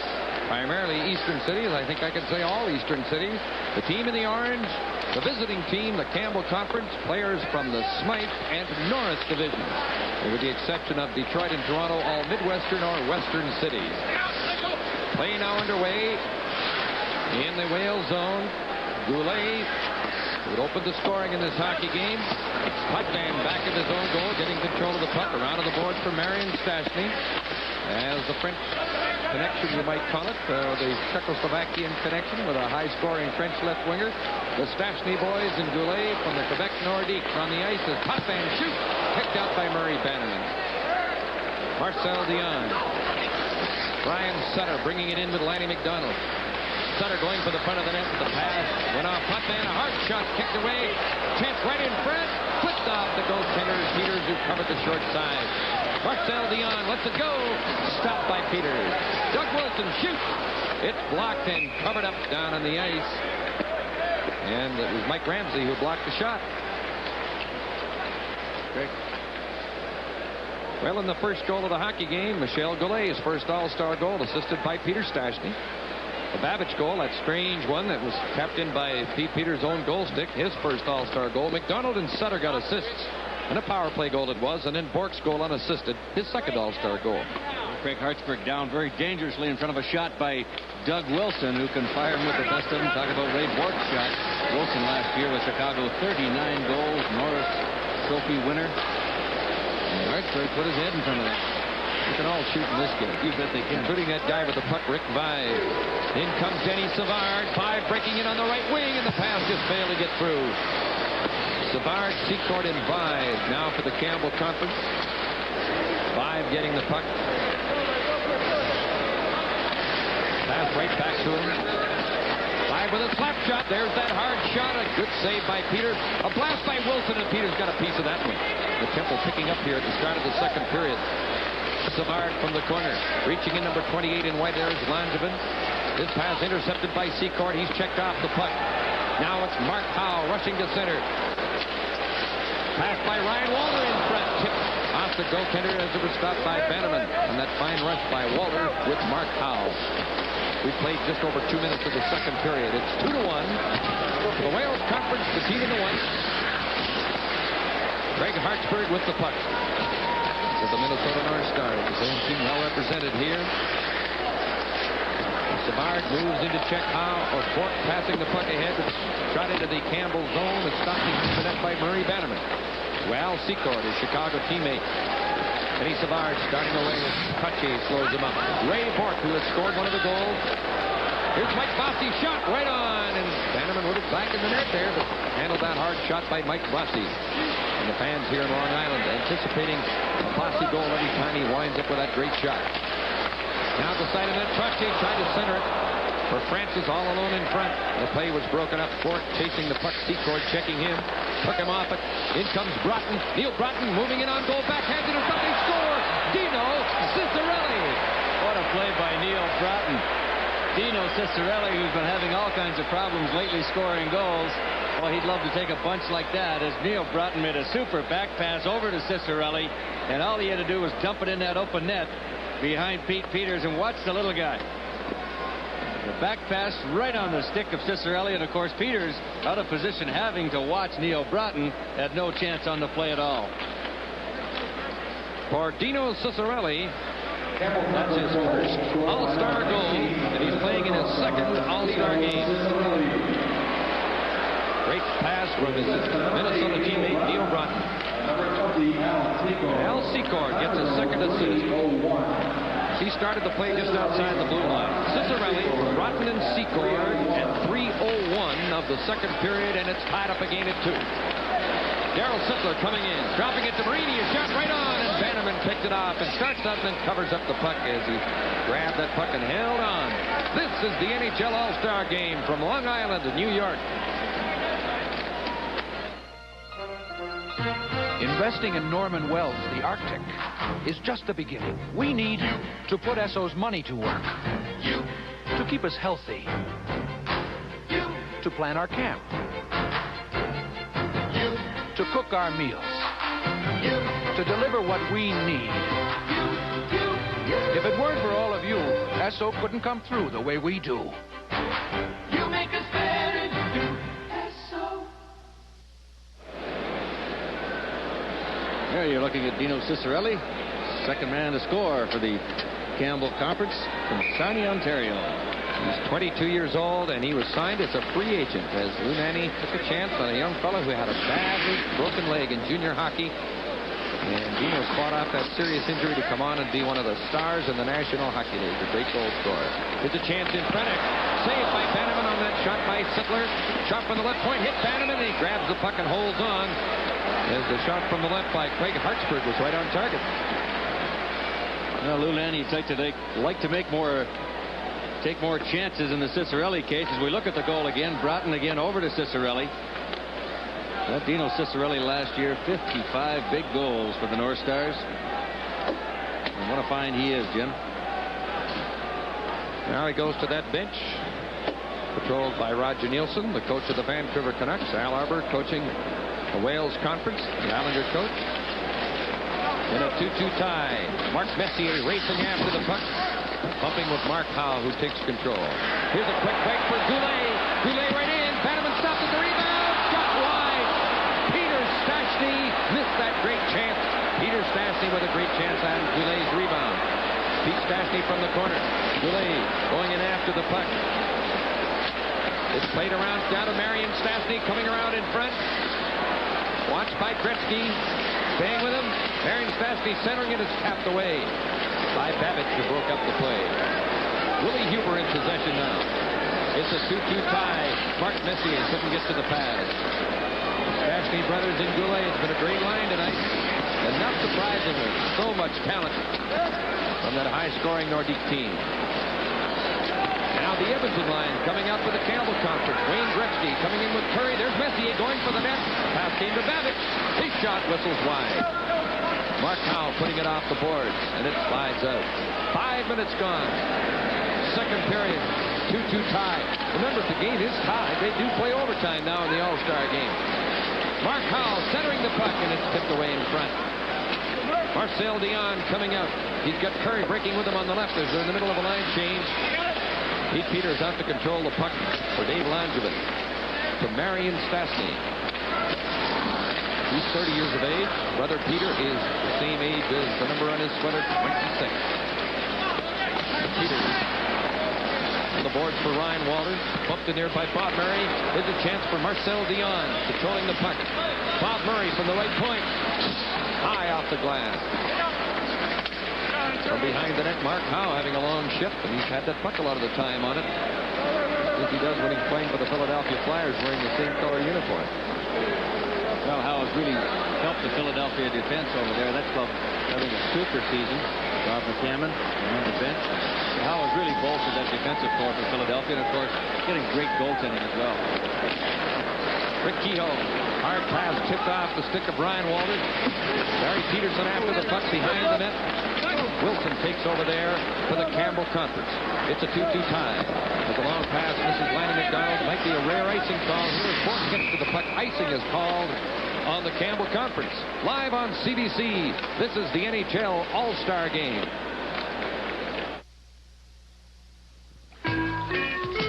Boy, you sure know how to throw a party. Well, it's on the wrist. Hi, I just moved in next door. May I blow a cup of golden? Thanks. On my watch. Do you swim a lot? Oh, just enough to keep from drowning. So, you're an old friend of Bob's. Oh, sure. We go back, must be an hour. What a great way to open a party. All you gotta say is golden.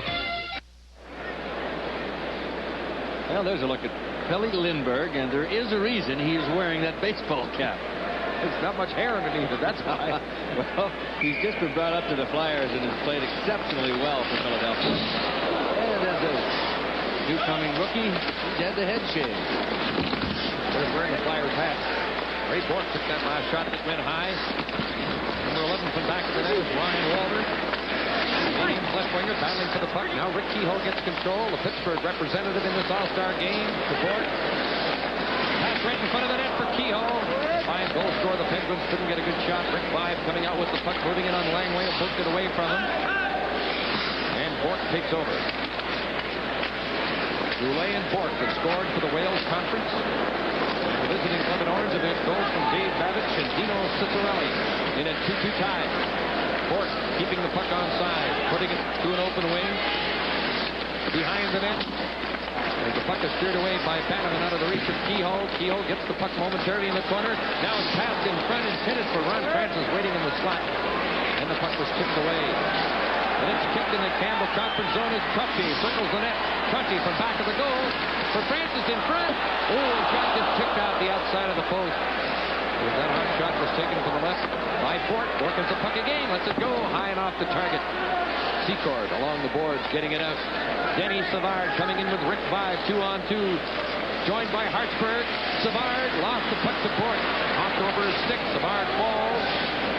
Langway with the puck. Nearing the 8-minute mark, second period, 2-2 tie. Ray Bork. First round draft choice of the Bruins a couple of years ago. And he was the Calder Trophy winner as the NHL's Rookie of the Year in his first season in the league. Here comes Broughton again with Ciccarelli. They combined beautifully on the second goal for the Campbell Conference. Didn't get through the defense that time as Darryl Sittler comes back. It's broken up. Back comes Neil Broughton. Young North Star center. Turned off the puck by Denny Potvin. A shot by McCarthy. Stopped by Peters. Mike Ramsey of the Sabres fed that pass to Sittler. His pass tipped away by Willie Huber. Ciccarelli getting ahead to McCarthy. Hustling after the puck with Broughton. And they're called offside at the Wales blue line. And now here's Dave Hodge. This lovely lady is Kathy Wilson, the wife of Chicago's Doug Wilson. It's every player's dream to be named to the All-Star game, I guess. Maybe every wife's, too. Have you enjoyed yourself? Oh, we sure have. This is my second time at an All-Star game, and the thrill, it gets better every time, and I just didn't think it could, and it does. Nice way to break up the season, huh? Oh, it sure is. It makes up for all the road trips and all the early practices. Yeah, thanks to Kathy Wilson. Back to play. Play in the Campbell Conference zone. Just over 11 minutes left. Second period, 2-2 tie. Darryl Sittler in there forechecking, but Dave Babich gets away. Starts the rush to McCarthy, to Ciccarelli. Broughton's going for the front of the net. Ciccarelli knocked off the puck. As he checked along the boards, the puck. Then it was Don Maloney who broke up the play. He had the puck momentarily, but couldn't get loose. McCarthy. Bumped along the boards by Ramsey. And back comes the Wales Conference. Sittler couldn't get the puck to Marini, breaking on the right wing. Here's Denny Potvin.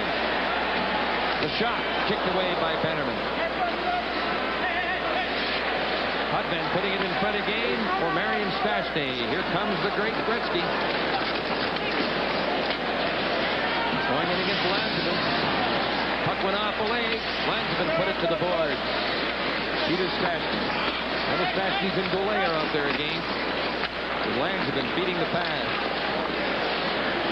Play was broken up, and here comes Gretzky. Messier is going for the front of the net. Curry waiting for the trailing pass. It's tipped away. Now Mark Messier from the corner. Gretzky from back of the net. Centering it. Peters juggling it. Made the stop, and there was a typical Gretzky play from back of that net. And now Peters covers up the puck. Tonight's game is coming to you from the Nassau County Coliseum in Long Island. This latest Xerox duplicator works overtime for just pennies a copy. It makes 120 incredible-looking copies in just 1 minute. But we're also inventing ways of saving time and money on a much smaller scale.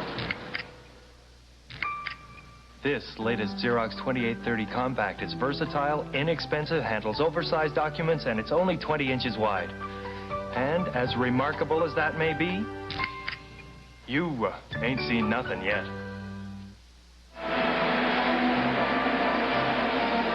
Well, a goaltending change here, roughly the halfway mark of the hockey game. 9:56 to go in period number 2, and Pete Peters and Murray Bannerman done for the night. They get a chance to rest Jim. And in comes Johnny Garrett, the Campbell Conference, Tony Lindbergh for the Whales. Kelly Lindbergh, you're looking at now, is 22 years of age from the Philadelphia Flyers. He is a rookie in the National Hockey League, so it's his first All-Star game.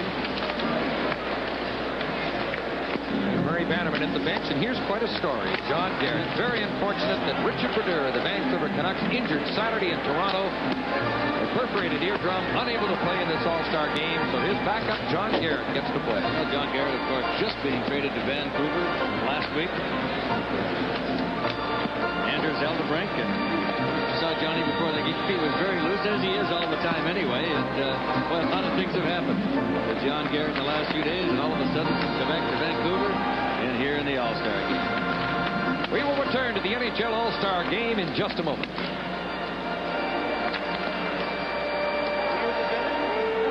Of Canada, our employees have a lot to say about quality. High technology and highly trained people make for job one quality. We all do our best because we know only our best will do. I know the guys that built these engines. And when we ship them across North America, I know the people are getting the best. Quality is job one at Ford. Better and better. See what we've done at Ford. Quality is job one. There's the score, and there's Kelly Lindbergh now in goal for the Campbell Conference. You know, Mickey Redmond, there's a bit of controversy around John Garrett playing in this game. As I think many felt, as you look at his Canuck mask there, he's the only Vancouver representative. Many felt that perhaps in this case they should have brought in the third goaltender in his conference voting, and Roger Nielsen should have had Gilles Melange as his goaltender, replacing the injured Richard Brodeur. But the league wanted a Vancouver player in it. That's right. It wasn't Rogers' decision. They wanted the representation from every team in the National Hockey League, and therefore Johnny Garrett is here. Wayne Gretzky with the puck, coming in on Langevin. Dropping it back to Wilson for Messier, right in. Oh, a fine save, and Lindbergh gets tested early on the fine rush by Messier. Gretzky started the play. Bob Murray from the corner, going in deep, centering it, and tipped off a stick. Kept in by Doug Wilson of the Blackhawks. Messier lost it off his stick. Mark Howes. Langevin yelled Mark, and he got the pass right on the stick. And of course, Mark Howes is a great passer. Gretzky going after the puck. Mark Howe tying him up. Peter Stastny from the corner. The score is 2-1, 9-10 left. Second period. A long breakaway pass for Marion Stastny too far ahead, and John Garrett, having the puck for the first time, scoops it off the boards. Gretzky, Curry on his right. Wilson coming in on his left. Gretzky going for the net, and just above got through, but Bourque hit the puck away from him. Now they're changing on the move as Marion Stastny and Ray Bourque rush up the ice. Bourque from the point. There's the shot. Garrett turned it aside. Bourque wheels and fires, and it's steered away from in front by Hartsburg. Ryan Walter from the corner. To Marion Stastny. The shot kicked wide as Marcel Dion goes to the loose puck. It's a 2-2 tie. Play in the Campbell Conference zone. And it's Paul Coffey with the puck. Now Craig Hartsburg of the Minnesota North Stars rushing. Poked off the puck. Back comes Barry Peterson from Nanaimo, British Columbia. And Rod Langway. There's the Kehoe in front. Garrett juggles and then covers up the puck to stop the play. Both goaltenders a couple of quick tests early after coming into the hockey game. Lindbergh especially, with Mark Messier getting an excellent chance moments ago on him, and Johnny Garrett a couple of stops off of Marion Stastny, and a little conversation. With Ryan Bozak, the linesman, as you look at Al Arbor from Sudbury, Ontario, and of course the NHL Coach of the Year 79, just one of many honors he has won and deserved. I'm sure Garrett had something funny to say in that last change in front of the net. Here's a loose puck in front of Garrett. He's down, and the puck is underneath him. Garrett, before the game in the dressing room, was asked, well, what are you doing at the All-Star game? And he said, well, I'm happy to get to this game. I need to work. Well, the youngster from Boston, Barry Peterson, setting up the Whales again for some scoring chances. It looked like that one almost got underneath it. Johnny Garrett, he just decided to flop down, and he kept it out of the net. Ryan Walter with that good scoring chance. The score is 2-2. Hartsburg chasing the puck. Kehoe goes in after him. Walter along the boards, digging out the puck. Ryan Walter to Rick Kehoe. Grabbed by Coffey. Again, the puck is dug out by Kehoe. Right in front for Peterson. Couldn't get a shot. Coffey starting away. Brought in by Dion. Moving into the slot. And the puck is swept away by Langway as Peterson comes back with Kehoe. Kehoe coming in on Hartsburg and Coffey, the defenseman back. There's the shot. And Garrett turns it aside. 2-2 tie, 7:25 left, second period. Marcel Dion from Drummondville, Quebec. Great star of the Los Angeles Kings, one of the all-time great scorers in National Hockey League history, and having another fine season. That's why he's here. Trottier shoots, just missed the far corner after Francis fed him the pass. Ron Francis, number 8, getting the puck to Trottier, looking for Bossy. Trottier from behind the goal to the point to Potvin. He shoots and went wide. The side of the net, a battle for the puck as Trottier's knocked down by Coffey. Bossy from back of the goal. There's Francis going to the front of the net. Good pressure here by the Wales Conference. They have twice taken the lead. Bossy just tried to get that shot and tipped off his stick. Finally, the Campbell Conference get away, and Sutter dumps the puck into the Wales zone as they change on the fly with 6:38 left, second period. On a wintry night in Long Island, around the freezing mark and snow on the ground. And quite windy and cool in this area today. Rick Vide couldn't get by Potvin. Now Bossy with the puck again. Tipped ahead to Potvin. Coming in as he's tricked by Secord and Babbage. Puck in the Campbell Conference zone, and it's Secord. Laying it to Willie Huber, the biggest player in this game at 6'5", 228 pounds of bouncing hockey player. Big Willie. Couldn't keep that puck onside as Garrett leaves the crease to play the puck. Starting to drag a little bit in this hockey game. Neither team really getting some great chances, Jim. They're getting broken up at center ices. Offensive defensemen are standing up and breaking up the offensive rushes by the opposition pretty well. Talk about offensive defensemen. I think a candidate already for one of the game standouts would be Ray Bork. Here's a chance now for Mark Howell. Centering it. Oh, just slid across in front of Darryl Sittler. Just failed to get the pass from Howell. Sittler with the puck again. Try to get in front for Marini. It's tipped away. Certainly Howell and Bork have had a great 2 periods.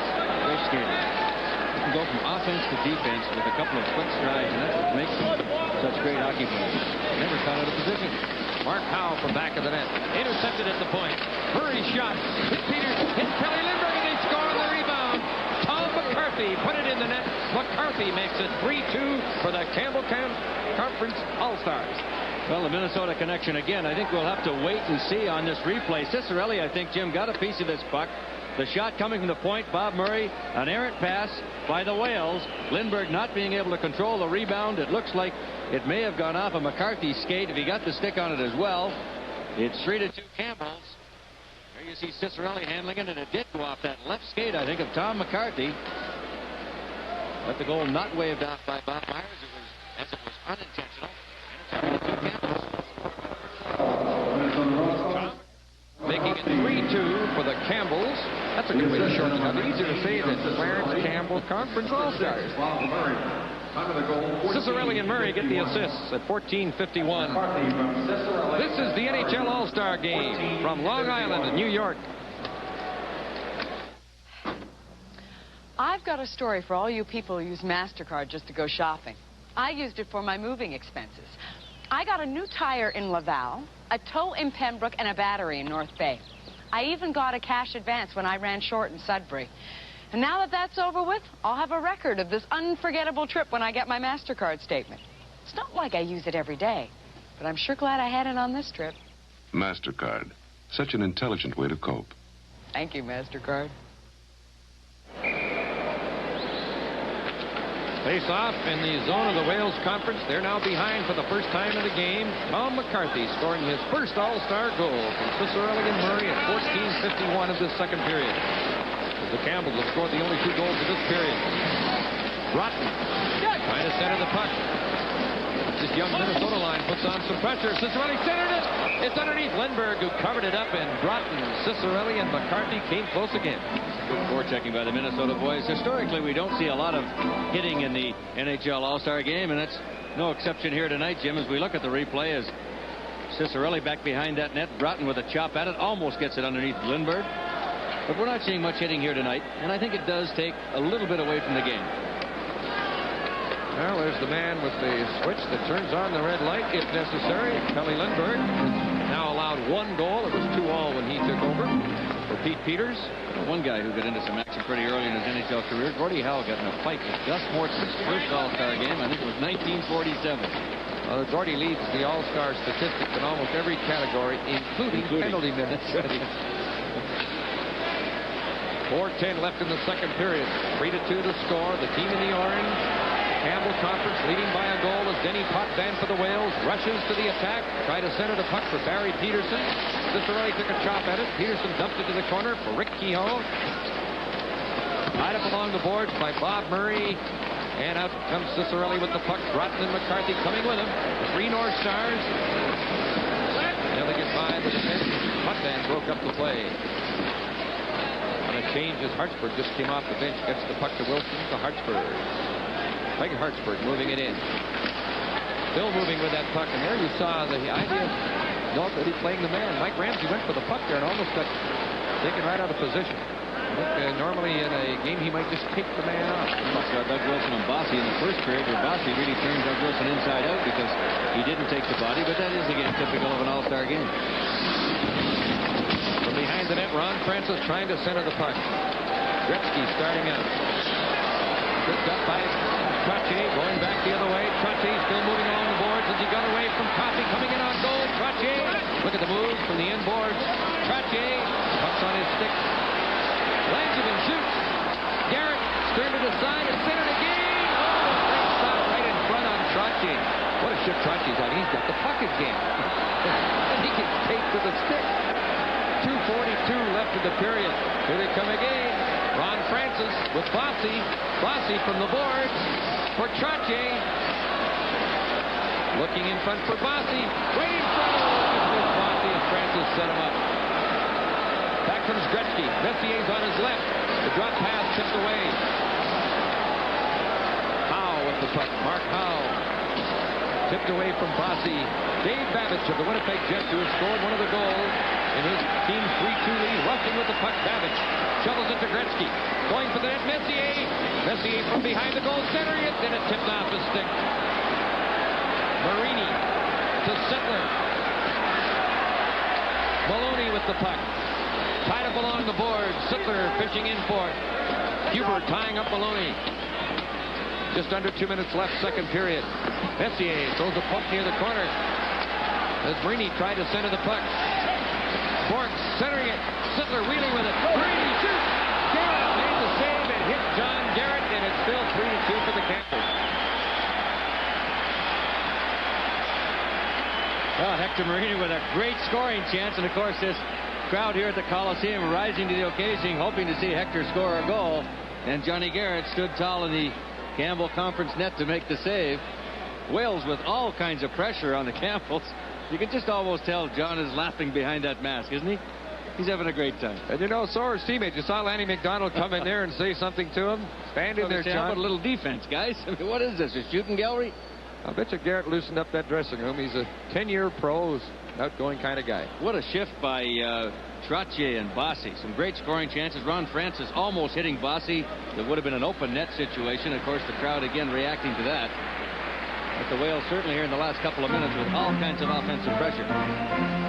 This time I'd like to pass along a special hello to all you hospital patients and shut-ins, fans who can't get out to hockey games but especially enjoy all-star games. So hello to the shut-ins tonight as John Garrett looks out behind that mask. He was traded to the Vancouver Canucks on a Friday. He had that new Canuck mask on a Saturday. Bork got a strong game, and Garrett turns the puck aside. Hector Marini of the New Jersey Devils trying to center that puck as it rolled back of the net. Dion put it to the corner. Good pressure here by the Wales Conference as they come up with that puck again. Sittler trying to center it for Marini. Bork takes a shot. It deflects wide. Don Maloney, strong Ranger forward. His pass intercepted. Lanny McDonald to Marcel Dion to Brian Sutter in front for McDonald, and the play was broken up by Langway. Back comes Marini for the rush to center ice. Marini dropping it off, and it's tipped away. Back comes Lanny McDonald. McDonald in on Lindbergh. Put it high. What a chance for Lanny McDonald. And the puck is in the mesh to stop the play. Well, Lanny's not going to miss too many like that. McDonald and Dion on a 2-1 break, except for the goaltender, and Lanny just ripped it over top of the net. He tried to drop his left shoulder and pick that top left-hand corner. Now watch McDonald as he goes in here all the way from his own blue line. Fakes like he's going to go to the backhand and tries to drill it up high. Just misses up over top of the crossbar. With 47 goals so far this year, Lanny is not missing many, especially like that, Jim Robson. Now, I guess there might have been a little more room on the stick side, but he had some room in the top corner, and he's pretty unhappy with himself. As great competitor that he is, he wanted that goal. Let's not forget either, these guys not exactly here on a holiday. There's a $14,000 automobile at stake here for the most valuable player. Not bad at all. And the winning players receive a larger token for their appearance than the losers. $1,000 apiece to the winners and $750 to the losers. As the puck is shot into the Campbell zone, that's Secord with the puck. 41 goals for the Blackhawks for Al Secord. His second great season for Chicago, and what a year they're having in the Windy City. He's staying out of the penalty box. He's got that working room, too, hasn't he? You bet he does. He's got a lot of respect. Benny Savard sailing it by puck band. There's 12 seconds left in the period. 3-2 for the Campbells, who have possession of the puck again. 5 couldn't reach the long pass. Now Goulet gets it to the Stastny brothers. Peter Stastny to Barry, range for Peter, getting set, he centered it. It's kicked away as the time runs out. And they missed a great opportunity to tie the game in the dying seconds of the second period. That would have been something. Stastny's and Goulet down there trying to score in their ex-teammate John Garrett, but too little time left in the hockey game. Pretty good second period. I think a little more action here in period number 3. They started to open up, Jim, a little bit there at the end of this period number 2. So the score at the end of the second period, the Campbells 3 and the Wales 2.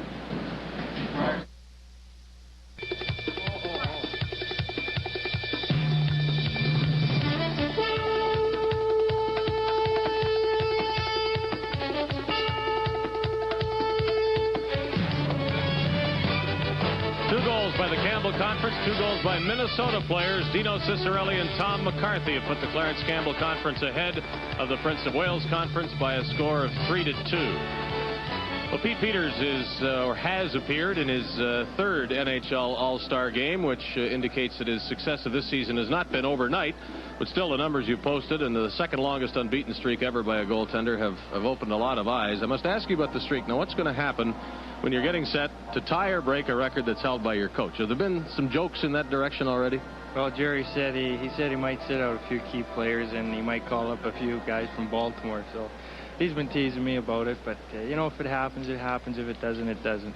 Well, Pete, you left this game with a score 2-2. So if you want to count this one, the streak is still intact. What's it like playing goal in an all-star game? If you have a book, you have to use every page, I guess, on the shooters. Well, it's very challenging, and I really enjoy it. I got to be a shoo-in for the car. I scored the first goal, second goal of the game, so it's no problem from there. But really, when every shift you look out there and then you look at the centers, it's awesome. You see Wayne Gretzky one line, Marcel Dion the other, and Savard, and they just play havoc around the net. And then the wingers that are with them, it's unbelievable. McDonald, and then you got Messier, and the point shooters all have cannons. Wilson, Babbage, Hartsburg, Coffee. So when you're out there, if you're not ready for every shot, they're going to burn you. Well, you've won the test. You know who you're facing out there tonight, naming almost every player.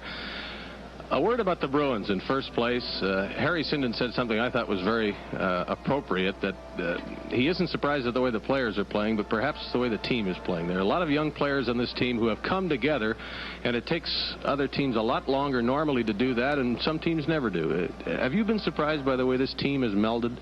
Well, I think the key was earlier on in the year, everybody knows Norman Levier had a serious accident happen to him, and we were on the road, and like you said, we're a very young club, and we reached out for each other. We had nobody else, and I think that brought us closer than any team will ever get, because it was a big tragedy, and we were looking for each other, and we found each other, and we've been like that throughout the season so far, and we'll continue that way, and it's just a great atmosphere in the dressing room. You're hearing, I'm sure, that the Bruins are favorites to win the Stanley Cup. You look at the standings and you must think that. You look at a lot of other things and think that. Is that going to produce any kind of pressure that maybe you weren't ready for? Well, right now I just take it one game at a time, and that's how it's been all year. And I had 2 goals set at the beginning of the year. One was not to play myself out of a job during training camp and just contribute in a positive way. And as long as I contribute in a positive way throughout the year, I think that's all they ask of me. Well, Pete, you played them one at a time for 29 in a row without a loss, and we wish you good luck in quest of that record, whether Jerry Cheevers is with you or not. And if you had to allow a goal like you did, Why not in a game that can't hurt you in the standings or with that unbeaten streak? Congratulations on the season you've had. Thank you very much. The NHL All-Star Game continues in just a moment.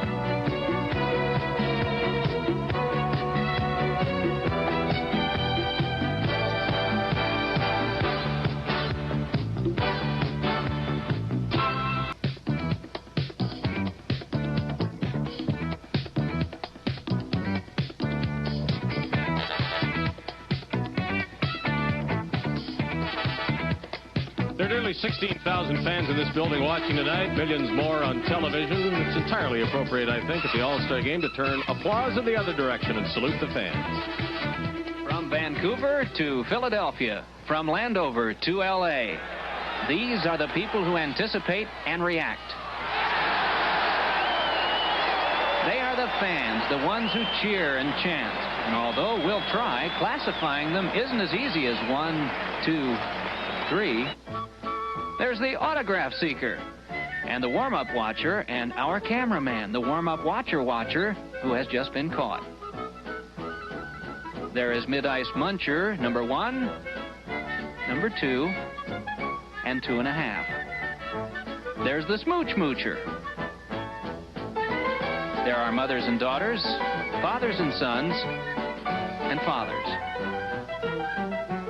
Little kids and little big kids. Some come prepared to catch the disc, while others might slip one trying to get one. Some don't want any part of it, and others are successful. And still others find that Christmas can come at any time.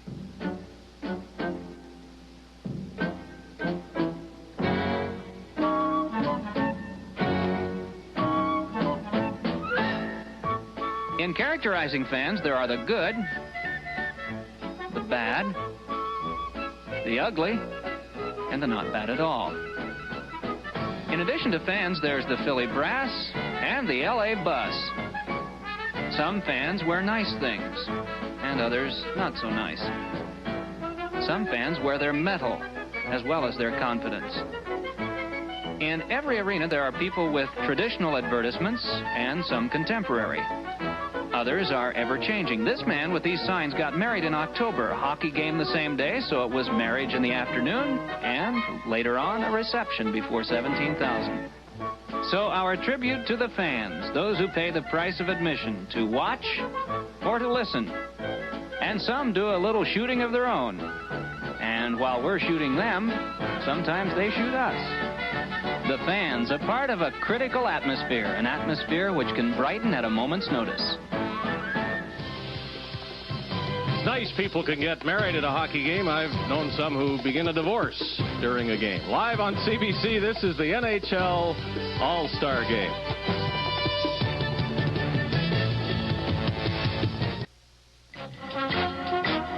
Join Hockey Night in Canada for our next presentation Saturday, February 12th. At the Montreal Forum, the Canadians play host to the New York Rangers. Montreal has won both previous matchups this season. At the Calgary Corral, the Flames will meet the Buffalo Sabres. Calgary lost just once at the Corral in January. The New York Rangers in Montreal. The Sabres in Calgary. 2 games, Saturday, February 12th on Hockey Night in Canada.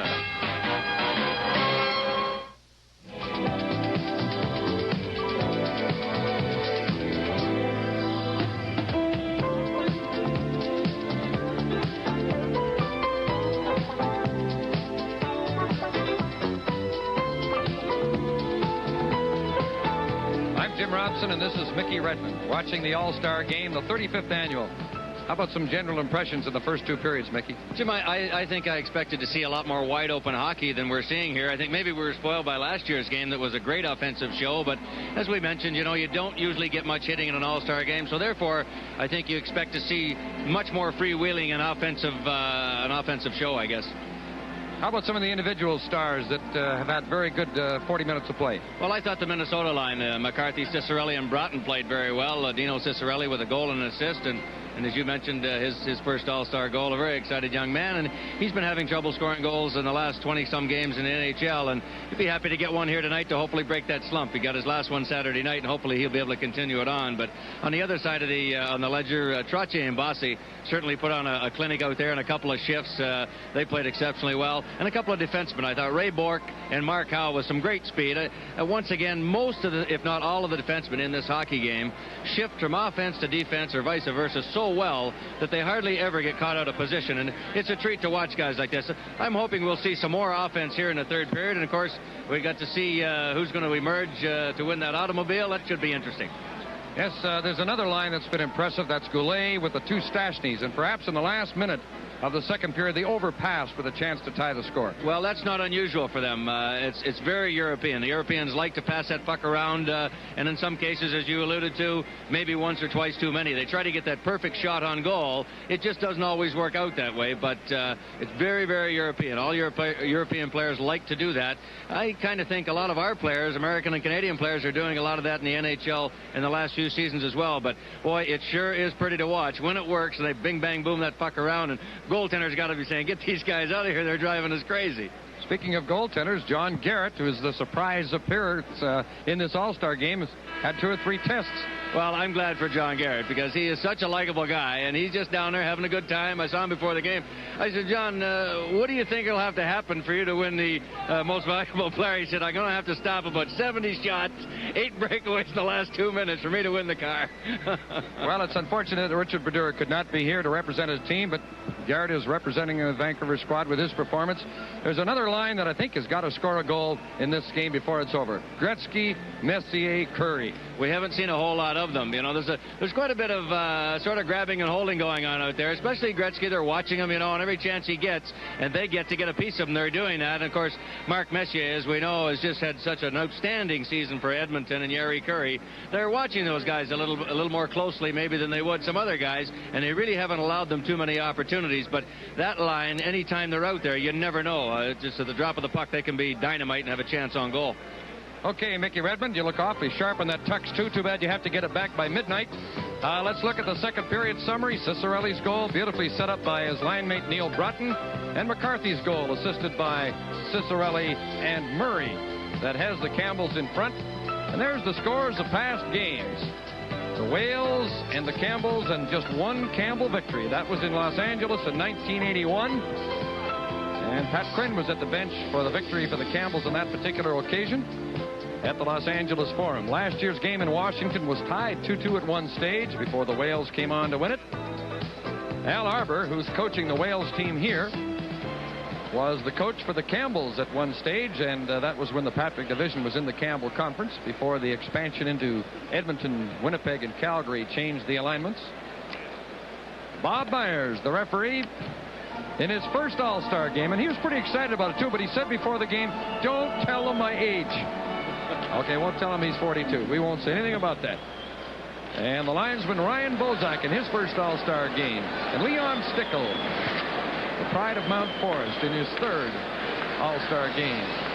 Peter Stastny getting loose. Wheeled and had a great chance to shoot the puck, but just didn't let it go. And it's a 3-2 lead for the Campbells. They're the team in the orange, the visiting club, the Campbell Conference in orange, leading 3-2. The Wales Conference coming to the attack again. Marion Stastny dropping it back to Mike Ramsey of the Sabres. And the play is broken up. Back comes McCarthy to Hartsburg. Another Minnesota North Star to McCarthy. Bringing it in. Tom McCarthy makes a move. Holds the puck a little bit too long, and it was checked off the stick by Mike Ramsey, who recovered. Peter Stastny coming in with Goulet breaking for the net, and the pass tipped off his stick. It was bothered at the last minute by Broughton. Garrett covering up the puck with a little difficulty, but he manages to stop the play. Now, once again, that Quebec connection. Goulet, the Stastnys, Peter Stastny just hooked a little bit just at the last minute by Neil Broughton, unable to get that shot away as he broke into that slot area. And unfortunately for John Garrett in the Campbell Conference, he did not have to come up with a big stop there. Here's a look at the Stastnys breaking down. Marion Stastny with the puck coming over the Campbell blue line. And you see how they drop in behind. They love that drop pass. They get the opposition going in the different directions and try to catch them as they drop it back into the slot area. but not to be this time for the Quebecers. There they are at the bench, talking things over. Michel Goulet and Ray Bourque have scored the goals for the Wales Conference, and the Campbells, Dave Babbage in the first period. Second period goals by Dino Cicerelli and Tom McCarthy. Langway turning with the puck. It's deflected to the glass, but still in play. Billy Huber of the Red Wings. Now being forechecked by Barry Peterson of the Bruins. Gretzky with the puck. He's got Babbage on his left. Messier breaking ahead of him. Is it shot in and handled by Pelly Lindbergh of the Flyers. Now in goal for the Wales Conference after Pete Peters played the first half of the game. Here's a quick break. This is Barry Peterson coming in. Keogh breaking for the net. And the puck is deflected right in front. Oh, it almost snuck in by the post. And Garrett's not going to take any chances flopping on that puck. Or Ricky Keogh, the big shooter from the Pittsburgh Penguins. He can score him with the best of them. And he just about snuck that one underneath John Garrett against that goalpost. Keogh with 25 goals, 25 assists so far this year for Eddie Johnson and the Penguins, who are really struggling as of late. But Keogh's played a very strong game tonight. He's been, I think, one of the better forwards. Al Arbor, and in behind him is Jim Picard, one of the trainers of the Islanders, and Ron Waskey of the Islanders is the other trainer for the Wales Conference. The trainers for the Campbell Conference, Tommy Woodcock of the St. Louis Blues, Skip Thayer of the Chicago Blackhawks. And probably 4 people who will be very happy when this hockey game is over. They've had quite a couple of days here. A lot of work to be done. Oh, that's the toughest job in hockey. You bet it is. Trainers and goaltenders. There's a hard glass knocked down in front of the net. Puck played right back. Bossy makes the pass to the point. Lands a big shot. Deflects off Garrett's goal stick. Mark Messier starting away to Gretzky. Flipping it in. 2 minutes gone, third period, 3-2. Campbell's leading the Wales. The visiting team in orange, the Campbells, with a 3-2 lead after trailing 2-1 after 1. Mark Howe handling that puck. Dropping it back. The shot by Ron Francis didn't get through. Trucci fighting for the puck along the board. Here's Brian Trucci going for the front of the net. The return pass back to the point. Garrett down, comes up with a shot from the right point by Mark Howe.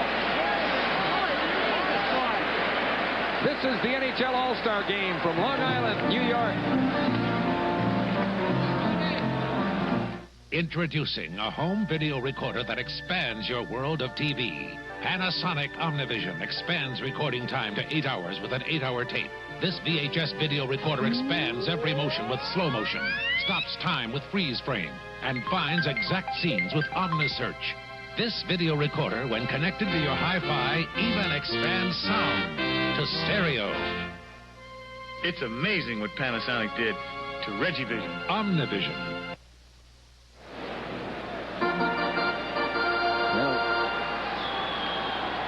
Once again, John Garrett making a big stop, Jim, and that shot from Mark Howe back at the blue line, and Garrett has been tested here. The Raptors of the Nassau Coliseum, where they hang those Islander banners. 3-3 Stanley Cup. Garrett's makes the save on a long screen shot from the right point by Potvin. And his team hanging on to a 3-2 lead, but under some pressure here early in this third period. Don Maloney of the New York Rangers back to get the puck. Dion moves into check.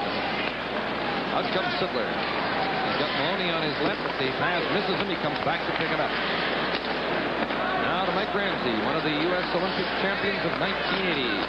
Darryl Sittler, at 32, the oldest player in this All-Star game. Maloney trying to center the puck. It's tipped back to the point. Ramsey going to the puck. His second All-Star game as it's centered out in front. Now from Denny Potvin, wheels and fires. Blocked by Sutter. As he took it off the foot. Blocked in front again as the play was broken up by Hartsburg. Starting Lanny McDonald away to Dion. Sutter's going for the front of the net. Dion holding the puck over for Sutter, and he just couldn't get back to reach the pass. Sittler clearing it out. Coffey rushing with the puck. Spun around. There'll be a penalty to Mike Ramsey in the Wales Conference. And the Campbells, with a 3-2 lead, will go on the power play. Live on CBC, this is the NHL All-Star Game.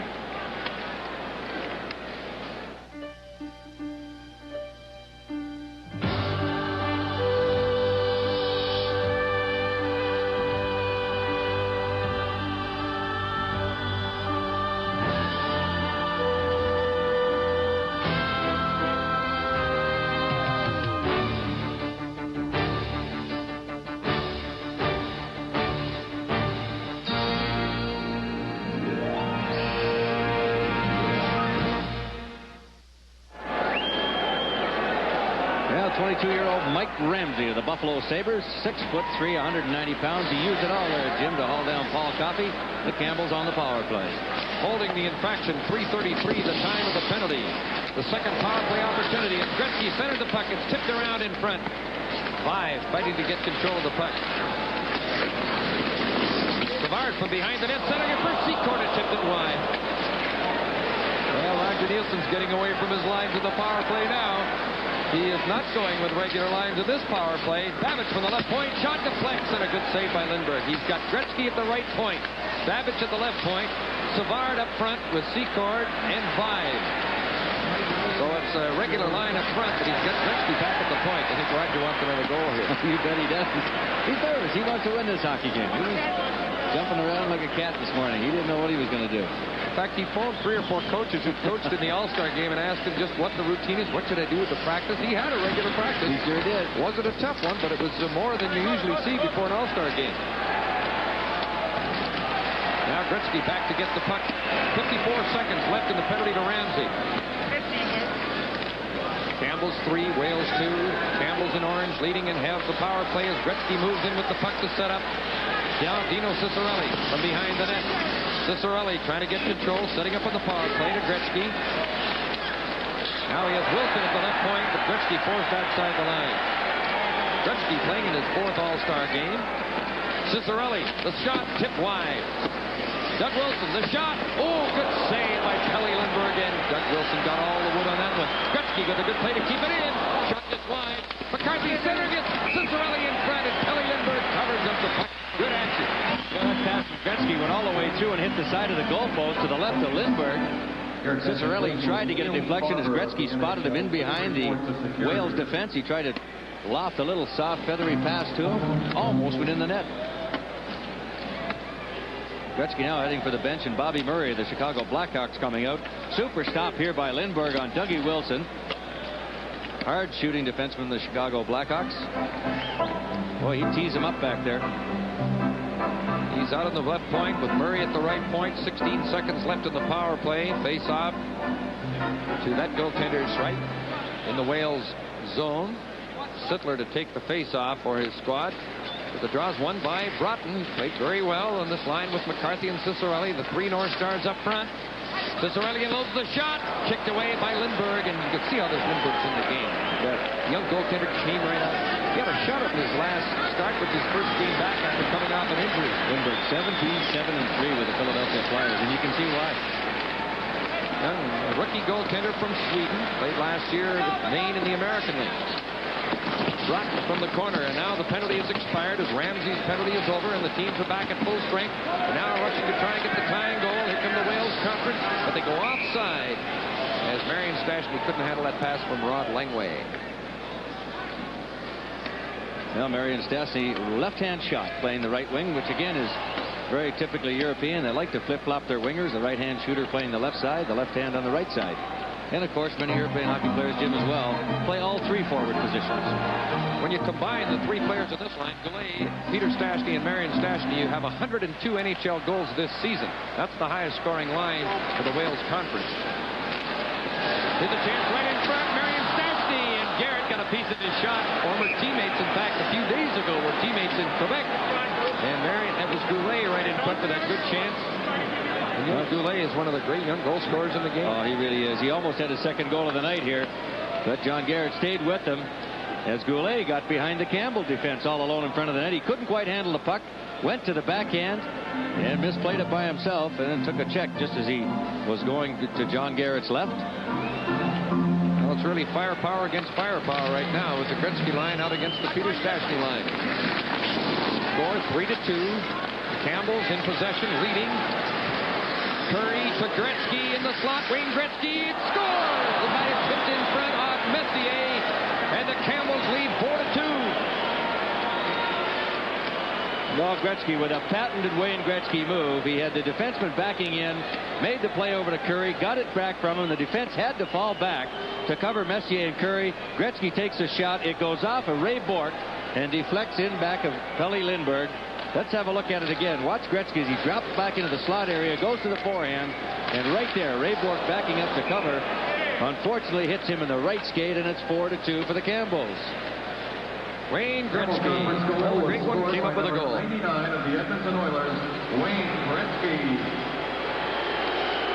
The assist to number 17, Gary Curry, and number 7, Well, Gretzky getting congratulated by his teammates as he gets his second All-Star goal, and I just knew that line was going to come up with a goal somehow, but I thought it might go in a little cleaner than that one, but they'll take them all. Well, they'll take him any way they can get him. Another funny goal of the night, but again, the Wales defense really having to back in and topple Lindbergh to cover the other two wingers, and Gretzky allowed to get that shot away from 15-20 feet out, and being the shooter that he is not going to miss him very many times from out there, although a little bank shot on that one. He scores them always. When you get 92 a year, you get them all kinds of ways. Most of them very clean goals. That was an all Edmonton production, that one. Gretzky from Curry and Poppy. 6:20. The Campbells are leading 4-2, and there was quite a reaction at their bench when Gretzky scored. They want this one. Their conference has only won one previous All-Star game since they got into this format of the Wales versus the Campbell conferences. Mark Howe back to get the puck. Icing call on the Campbells with 13:04 left in the game.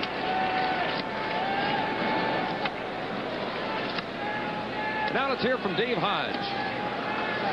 The next big game that will be played in this Nassau Coliseum is Thursday night when the Washington Capitals, managed by David Poyle, will meet the Islanders. The winner gets second place, at least temporarily, in the Patrick division. You have to be very pleased that where you are fighting for second spot. We're very pleased. It's a big game for our club, and it's a well-deserved place to be for our club. We've really played well to this point, and I just hope that we can do a good job for the rest of the season. A lot of teams might want to say this, but maybe there should be more Capitals in this game the way you've played.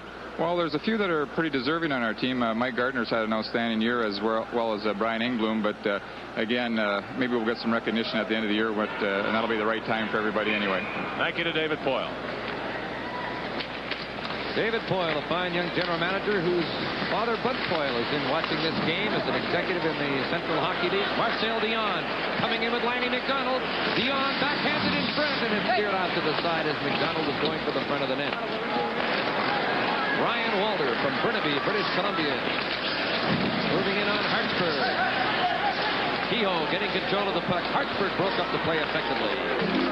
Comes Dion, Sutter, and McDonald again. This experienced forward line for the Campbells. Here's a chance for Lanny McDonald. He scores! Lanny McDonald makes it 5-2. Well, McDonald shows us he missed the breakaway in the second period, but he didn't miss this one. He drilled it underneath the blocker of Lindbergh. No mistake on this goal. A loose puck as McDonald jumps into that slot. Look at, he's just kind of skating there, waiting for something to happen. Realized that puck was all alone, and no Wales defenders there to stop him. And he walked in and buried it to the right of Pelle Lindbergh. That is the third All-Star goal for the great winger from Hanna, Alberta, Lanny McDonald. He's got the great middle name. Those goals, last two goals by the Campbell Conference, 1 minute and 9 seconds apart. Gretzky at 6:20, McDonald at 7:29.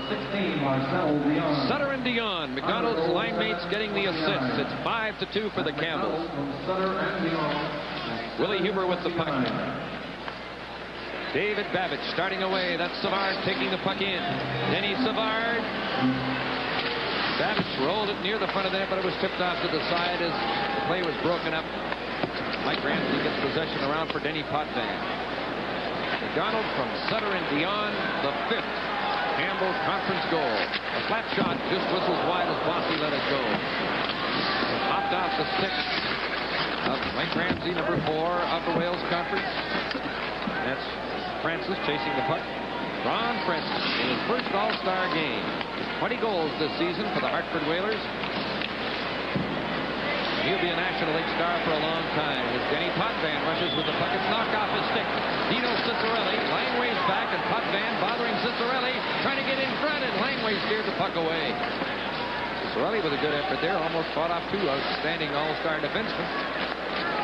Bob Murray drives it in. Lindbergh stopped the puck, and the crowd gets on Pelle Lindbergh a little bit as he handled that long shot. 11 minutes left on the clock.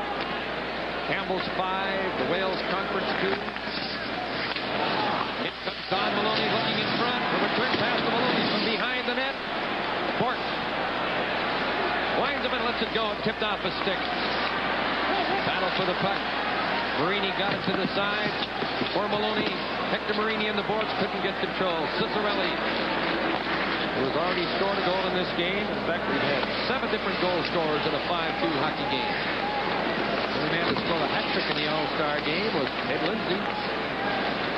Although Mike Bossy scored a pair in last year's game. Doug Wilson with the puck. Dino Ciccarelli moving in on line with it. Ciccarelli's shot handled easily by Lindbergh. Ciccarelli hustling in there. See how he's putting that puck loose.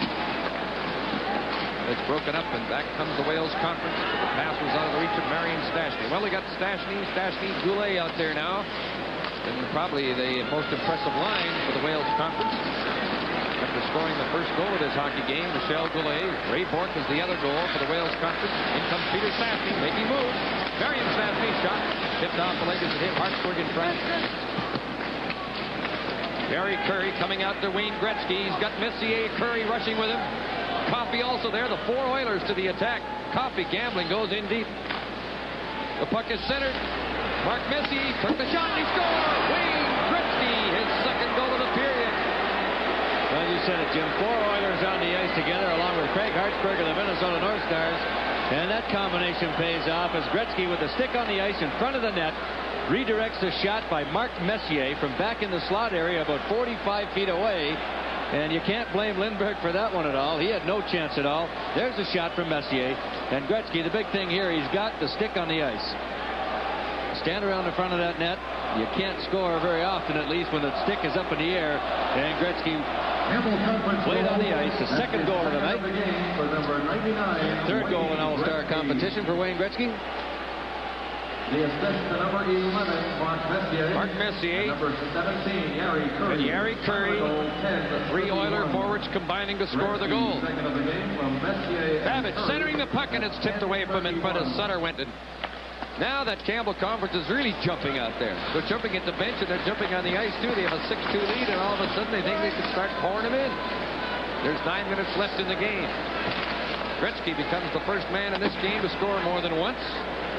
Messier and Curry, his Edmonton teammates, assisting on the goal at 10:31. Here comes Lanny McDonald. There's the shot. Ooh, just whistled wide of the target. McDonald from back of the net. The favored Wales Conference led 2-1 at the end of the first period. Trailed 3-2 after 2, and now are down by 4. Wilson getting the puck around in the boards. Sutter hustles to it, can't get it out. It tips to Dion. Very coolly controlling the puck, Marcel Dion. Gets it to McDonald, who deflects it down the ice. And the Campbell Conference on a line change with 8:18 left in the game. Secord breaks up the play as he checked Ryan Walters. Bob Murray, who was on a Memorial Cup champion in Cornwall in 1972. That long pass tipped away. Potvin with the puck. Ryan Walters able to pick it up off the boards. Rick Vye from Prince Edward Island controlling that puck. Big Maple Leaf still fighting for it back of the net. Ramsey checking him on the end boards. Joined by Secord. A lot of size along those boards. Now the Whales get possession and start away. Ryan Walter on the left wing. Try to get it to Barry Peterson. It slides to John Garrett. Not taking any chances, you know. Garrett covering up that puck to stop the play. Tonight's game is coming to you from the Nassau County Coliseum on Long Island.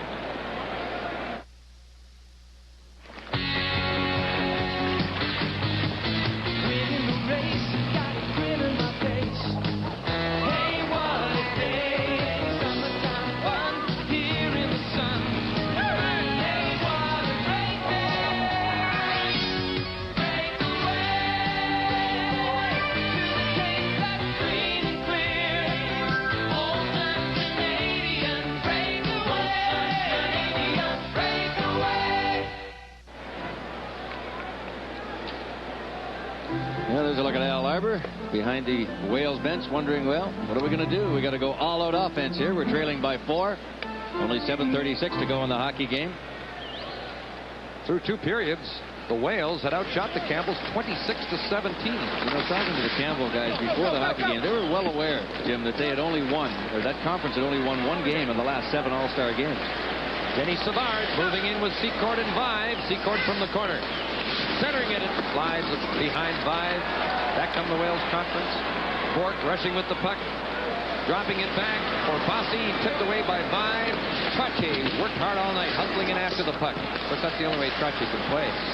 Worked hard every night. Centering it for Bossy, trying to pick it out of the air. Here comes Savard. And this kid dancing those blades. What a hockey player this boy is. Denny Savard shot, deflects onto the net. Lindbergh steered to the side. Not getting on Lindbergh, but I don't think he can fault him on that scoreboard of 6-2 for his opponents. Campbell conference. Mike Bossy centers the puck and it's tipped away. Back comes Vive. Coming out, number 8 with him is Broughton as they're changing on the move. Ray Bork back to get the puck. Bork from Montreal.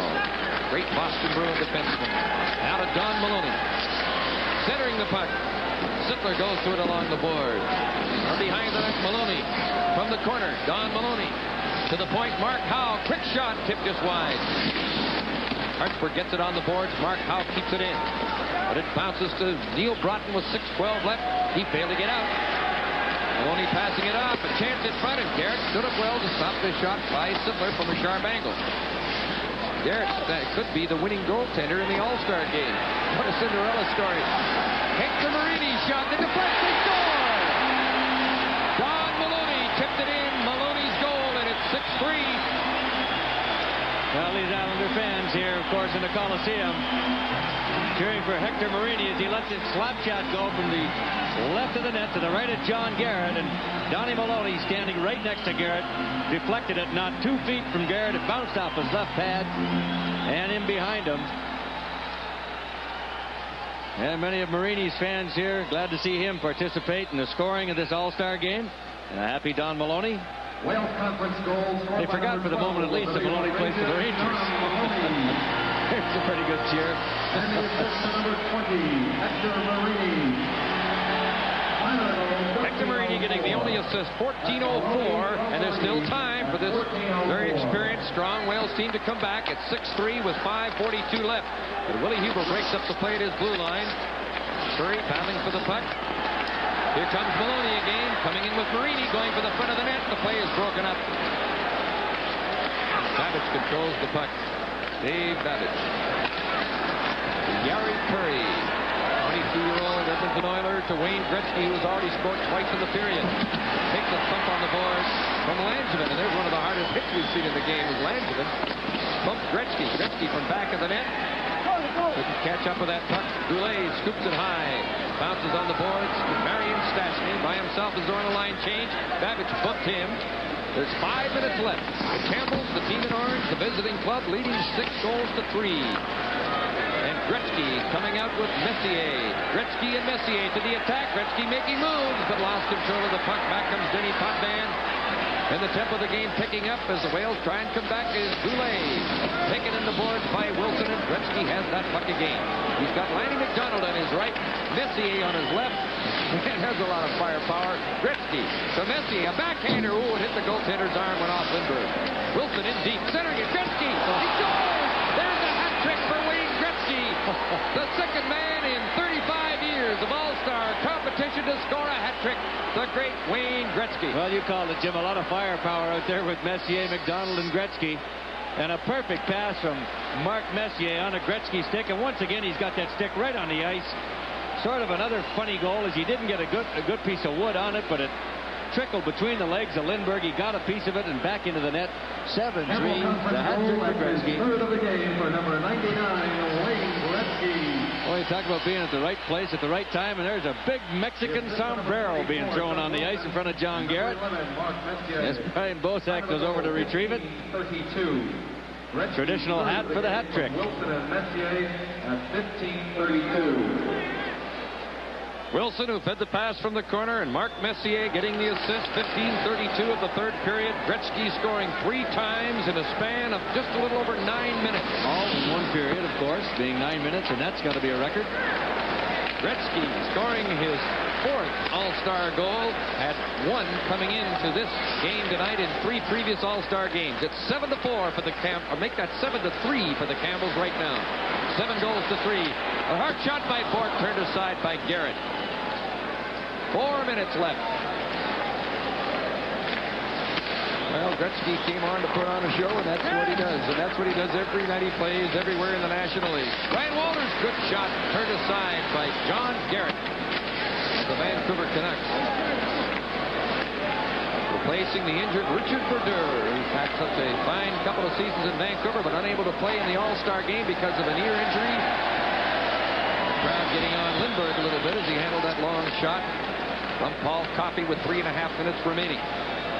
Walters passing it at the line. It's tipped away. Dion with the puck. Too far ahead for McDonald. A race for the puck. Langevin goes to it. Icing is called on the Campbell Conference. We will return to the NHL All-Star Game in just a moment. Look, here it is. Come on, Hub. We're going to miss the game. Oh, I got to try on this new Baycrest blazer. Barb says they look terrific. Goodbye, game. Barb says for the price, you can't beat Baycrest. Year-round weight, style, 2-button, single-breasted, Bemberg twill lining. Bemberg twill? Yeah, and guess how much? Late by 20 minutes. Only $119. Come on, Canada. Meet you at the Baycrest blazer. Barb also says.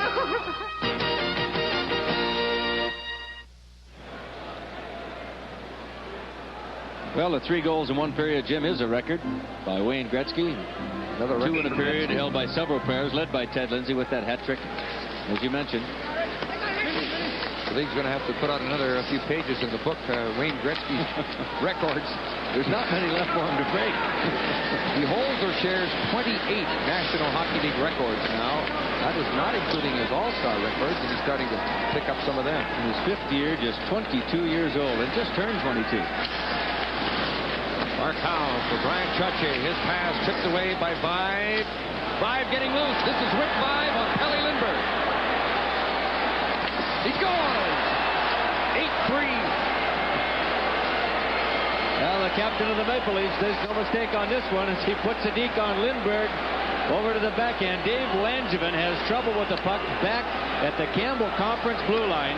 There you see it bouncing up and down. Vibe alertly jumps on it and puts a deke. Rick Vibe scoring most of his goals in the NHL with a big shot of his, but this time a good deke to Lindbergh's right, and he tucks it behind him. And Vibe's been one of the hottest scorers in the National Hockey League as of late. Well, he has 36 goals for the Leafs, and that's his 2nd All-Star goal. He had one last year. Scored the first goal of the game last year in Washington. And it's 8-3 for the Campbell Conference. There's quite a bit of jump over at their bench. Roger Nielsen and his players are looking at that time clock with 2:25 left. Pretty good hit on Sittler along the boards by Big Willie Huber as in goes Ciccarelli. And the play is broken up, and Dave Babbage gets possession. Back to Huber. 2:12 left. Well, we're going to hear from some of those New York fans walking by us here. Well, they're going to let us have it. Ciccarelli unloads the shot that's blocked by Potvin. Sittler fishing in for the puck lost. This is Neil Broughton to Willie Huber. Big Willie shot. Dismissed the net. 2 minutes left in the game. Campbell's 8, Wales 3, and the Campbells trail 2-1 after 1 period. Here's a chance now for Ramsey, but it hopped off his stick. Mike Ramsey tried to center it. Marini to the corner. Bumped by Huber. Huber and Vibe, teammates out there. I'm going to tell you a story about them in a moment. We got a chance here. They got into a fight in Detroit on Sunday, playing against each other, and then traveled together to the All-Star game, traveling from Detroit on Monday. 1:23 left. Well, there's not a surprise in this announcement, but the most valuable player in the 1983 National Hockey League All-Star Game is 99, Wayne Gretzky.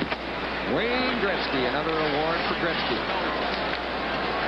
His hat trick in the 3rd period has really opened the game wide up and given the Campbell Conference full command. Now we're in the last minute of the game. Bob Langway with the puck.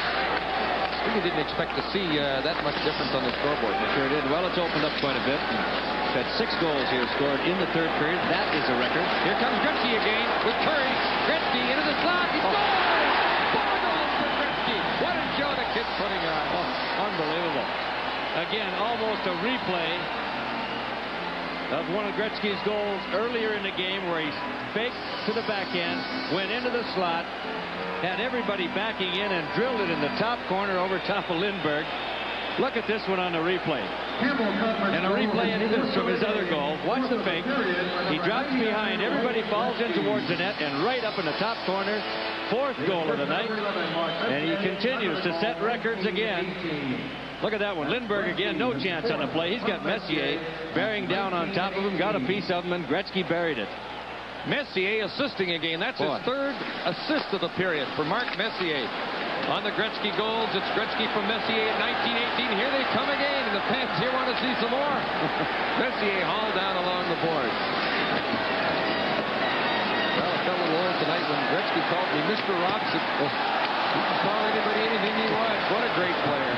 And when the chips are down, he puts on the great show in the All-Star game. 4 goals in the 3rd period by Wayne Gretzky. The Campbells lead 9-3. There's 5 seconds left. Peter Stastny right in, centered it, went off the leg. The time is almost out, and the puck is covered up. John Garrett has the puck, and there's the guy that has the car as his squad wins it 9-3. This is the NHL All-Star game from Long Island, New York. I hope there'd be more. Come on, you could have more tools than this. Canadian Tire does.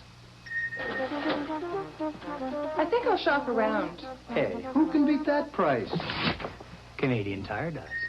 Sure, you can buy some of the things Canadian Tire sells somewhere else. But does somewhere else have Canadian Tire's selection, low price, and Canadian Tire's guarantee of quality? You mean nobody has it? Canadian Tire does. There's a lot more to Canadian Tire than tires.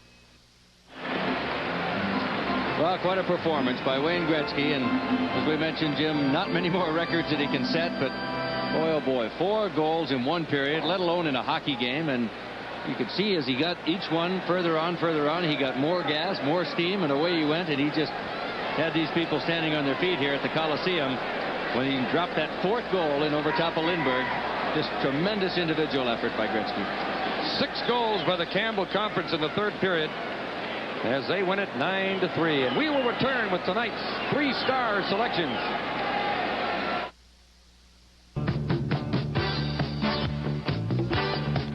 Wayne Gretzky and his Clarence Campbell Conference teammates made it a rout in the 3rd period, 9-3. And the 3 stars begin with the obvious first choice, the star of the game with 4 goals, all in the 3rd period, Wayne Gretzky. Dino Ciccarelli had a goal and an assist in the 2nd period and helped put the Campbells in front at the beginning. And John Garrett gets the 3rd star, 30 minutes of hockey, and only 1 goal against him in the Campbell Conference net. And here is the winning coach, Roger Nielsen, who unleashed the firepower in the 30. I mean, we've always been known as an offensive coach, and it must be a thrill to be able to show it in the All-Star game. Well, it's nice when you can throw out Gretzky and then look down the bench and Savard and then Dion and Broughton, and they just kept coming. So I thought the first 2 periods we were really outplayed, and Murray Bannerman and John Garrett kept us in. And then the 3rd period, Wayne took over. Speaking of John Garrett, more one-liners than Harry Neal looking into the mirror, I'm sure, in that dressing room. Garrett had the great ability to laugh at the situation and then made the most of it by playing rather well. Well, that's right. He kept the team loose from the moment he walked in and announced that he and Belleville would come down on the plane to take over this game, and then the players were kidding him all night. But I think John's going to add a lot to our team too out in Vancouver. Well, let's get serious for a moment regarding the goaltending situation. A lot of people watched on Saturday night across the country the unfortunate injury suffered by Richard Brodeur. He's back in Vancouver now. Tell us what the state of his health is and how long he might be out. Well, he had to have some surgery on his ear, plastic surgery on his ear where the helmet cut into it. And then he perforated his eardrum, which sounds bad, but 2 or 3 weeks and he should be back in action. So it was fortunate for us that we made the trade just when we did. Is this a thrill for a coach? I mean, should everybody have a chance to come to this game and enjoy the social aspects, but also the chance to stand behind the bench and close your eyes and throw out 5 guys and know you can't make a mistake?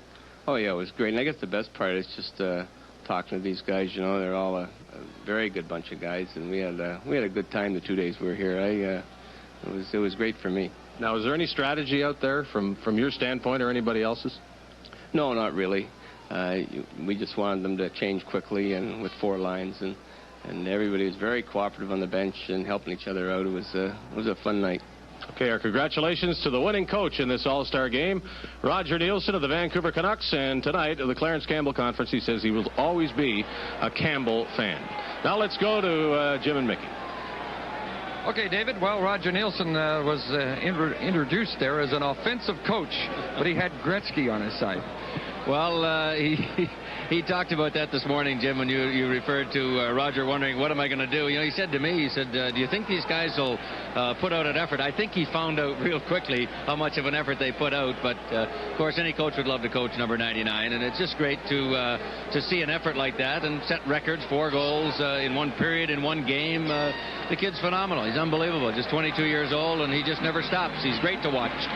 He's being applauded here by the fans, although some of the fans are going to blame the goaltender, Pelle Lindbergh. There were such clean goals with a couple of strange bounces thrown in, but there's no way you could fault the goaltender. No, he did not play a bad hockey game at all. I mean, you're going to get those bouncy-type goals that go in, and it's going to happen in any game and to any goaltender, and to the best of them anyway. And you just can't give that guy that much responsibility when you've got these young fellows like they are heading for the net. And as we saw on 2 Gretzky goals, patented Gretzky moves where he goes in, he's got his forwards, especially he's playing with Curry and Messier. They play so well together. They're heading for the net all the time. The defensemen have to back in and cover them, and Gretzky just comes back into the slot area, as we saw him do twice. The last one perfectly placed in the top corner. You can't blame defensemen for backing in or goaltenders for goals that are deflecting off of people's feet, even his own defenseman, and going between his legs.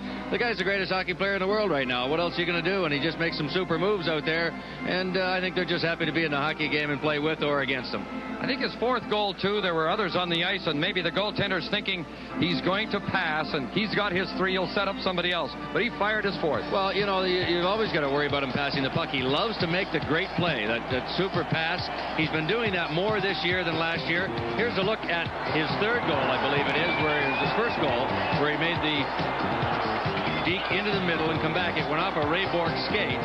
And, of course, on the 4th goal, he did the exact same move. You see Langway and his defensive partner backing in, and Gretzky's teammates going for the net. Look at Messier. He's in front, and Gretzky just got a top corner. He blows it, and in it goes. But, again, he's just a great passer, a great shooter, and you've always got to worry about Wayne Gretzky putting that perfect pass in the other guy's stick. I think Gretzky looks to pass the puck first before he does shoot it, and so many times he's got that great scope of thinking, and people are looking for the pass, he shoots the puck.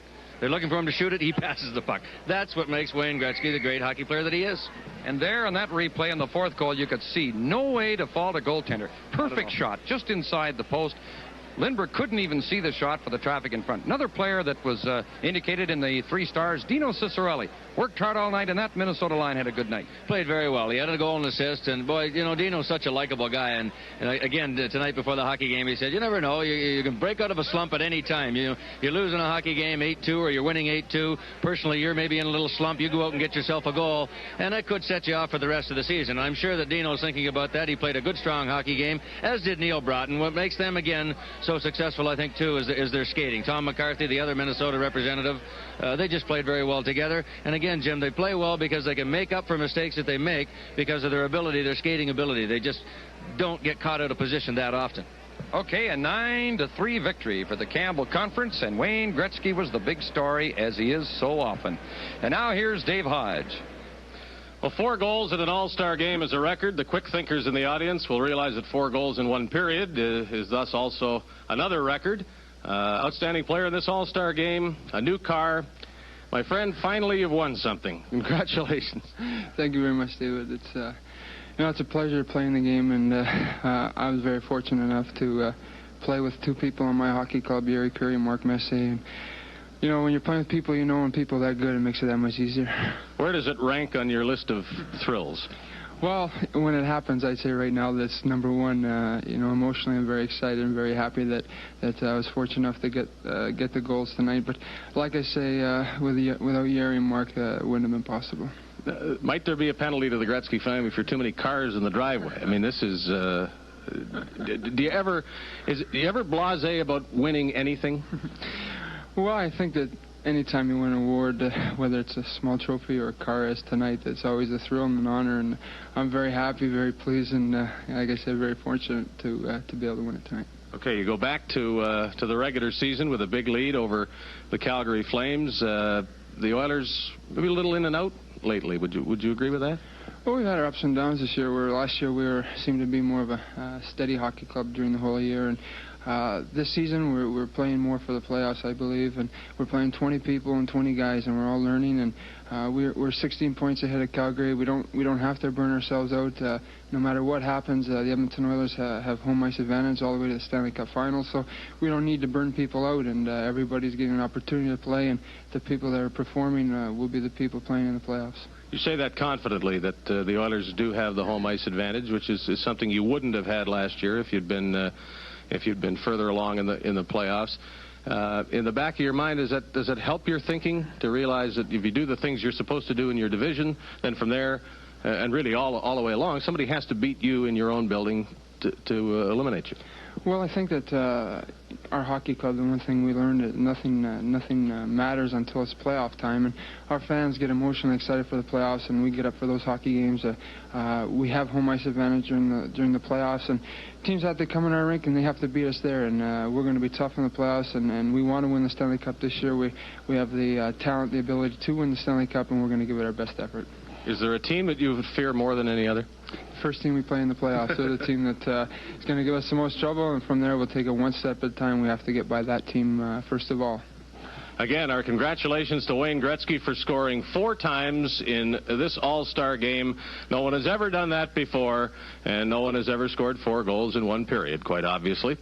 The score, Clarence Campbell Conference 9 and the Prince of Wales Conference 3.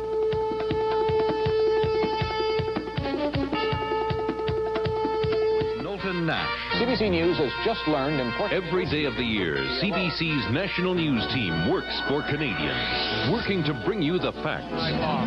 Michael McIver, CBC News. Coverage coast to coast. They can pull out of the city. Coverage worldwide. Settlement to this problem. Right now, there are very few answers. Canadians trust the National for quality news and information. Canada's most watched television news, The National, tonight. Join Hockey Night in Canada for our next presentation Saturday, February 12th. At the Montreal Forum, the Canadians play host to the New York Rangers. Montreal has won both previous matchups this season.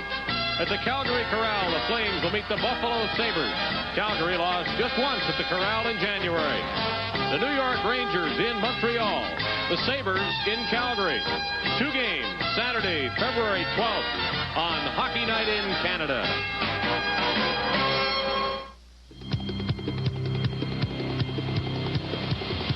9-3, looking at Gretzky about 4 different ways there, and of course that explains his 4-goal performance tonight. It is an honor to be named any kind of a star in an all-star game, especially the second star in a game which was dominated by another Gretzky record. Here's Dino Ciccarelli, who scored a goal and an assist in the second period.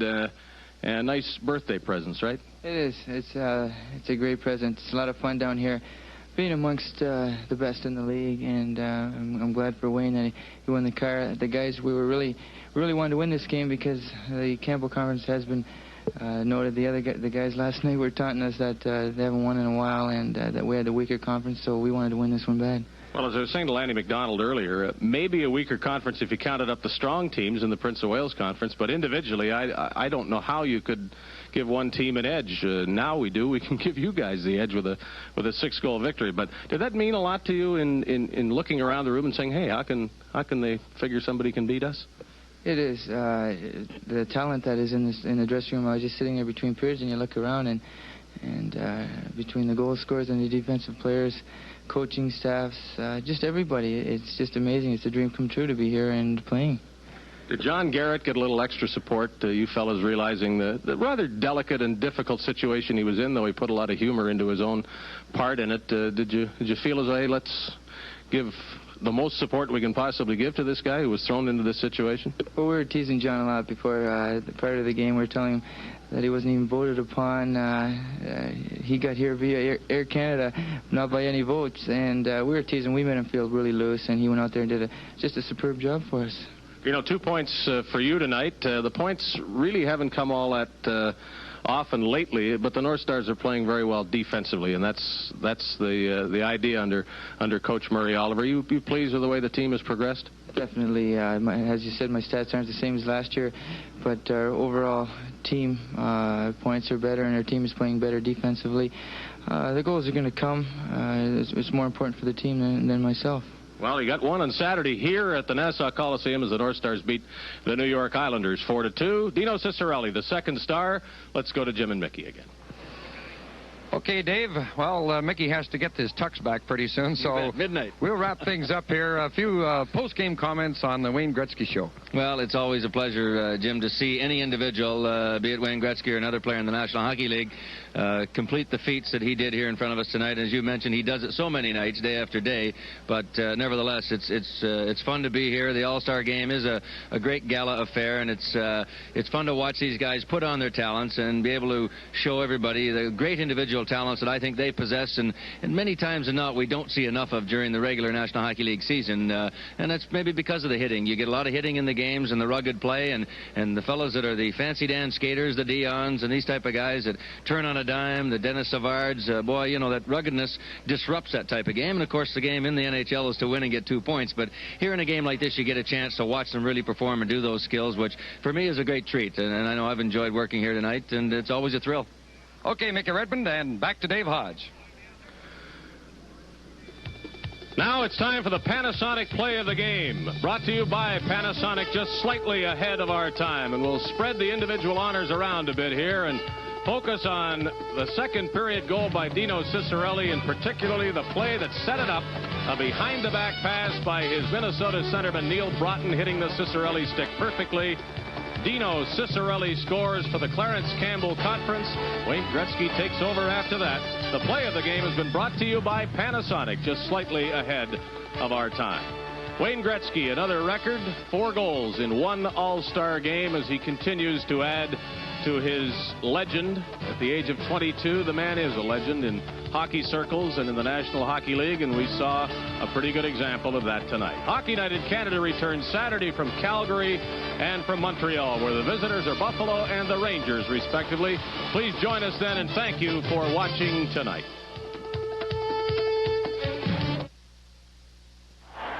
Live on CBC, Hockey Night in Canada, brought to you by Molson, bringing you the finest in hockey broadcasting for 25 years. Canadian Tire.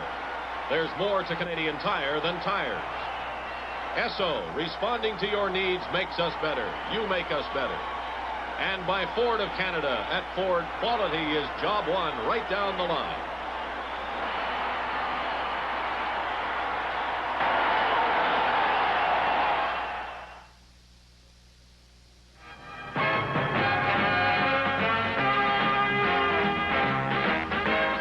This program is protected by copyright and is intended solely for the entertainment and enjoyment of the viewing audience. Reproduction by any means, in whole or in part, without the express written permission of Hockey Night in Canada is prohibited.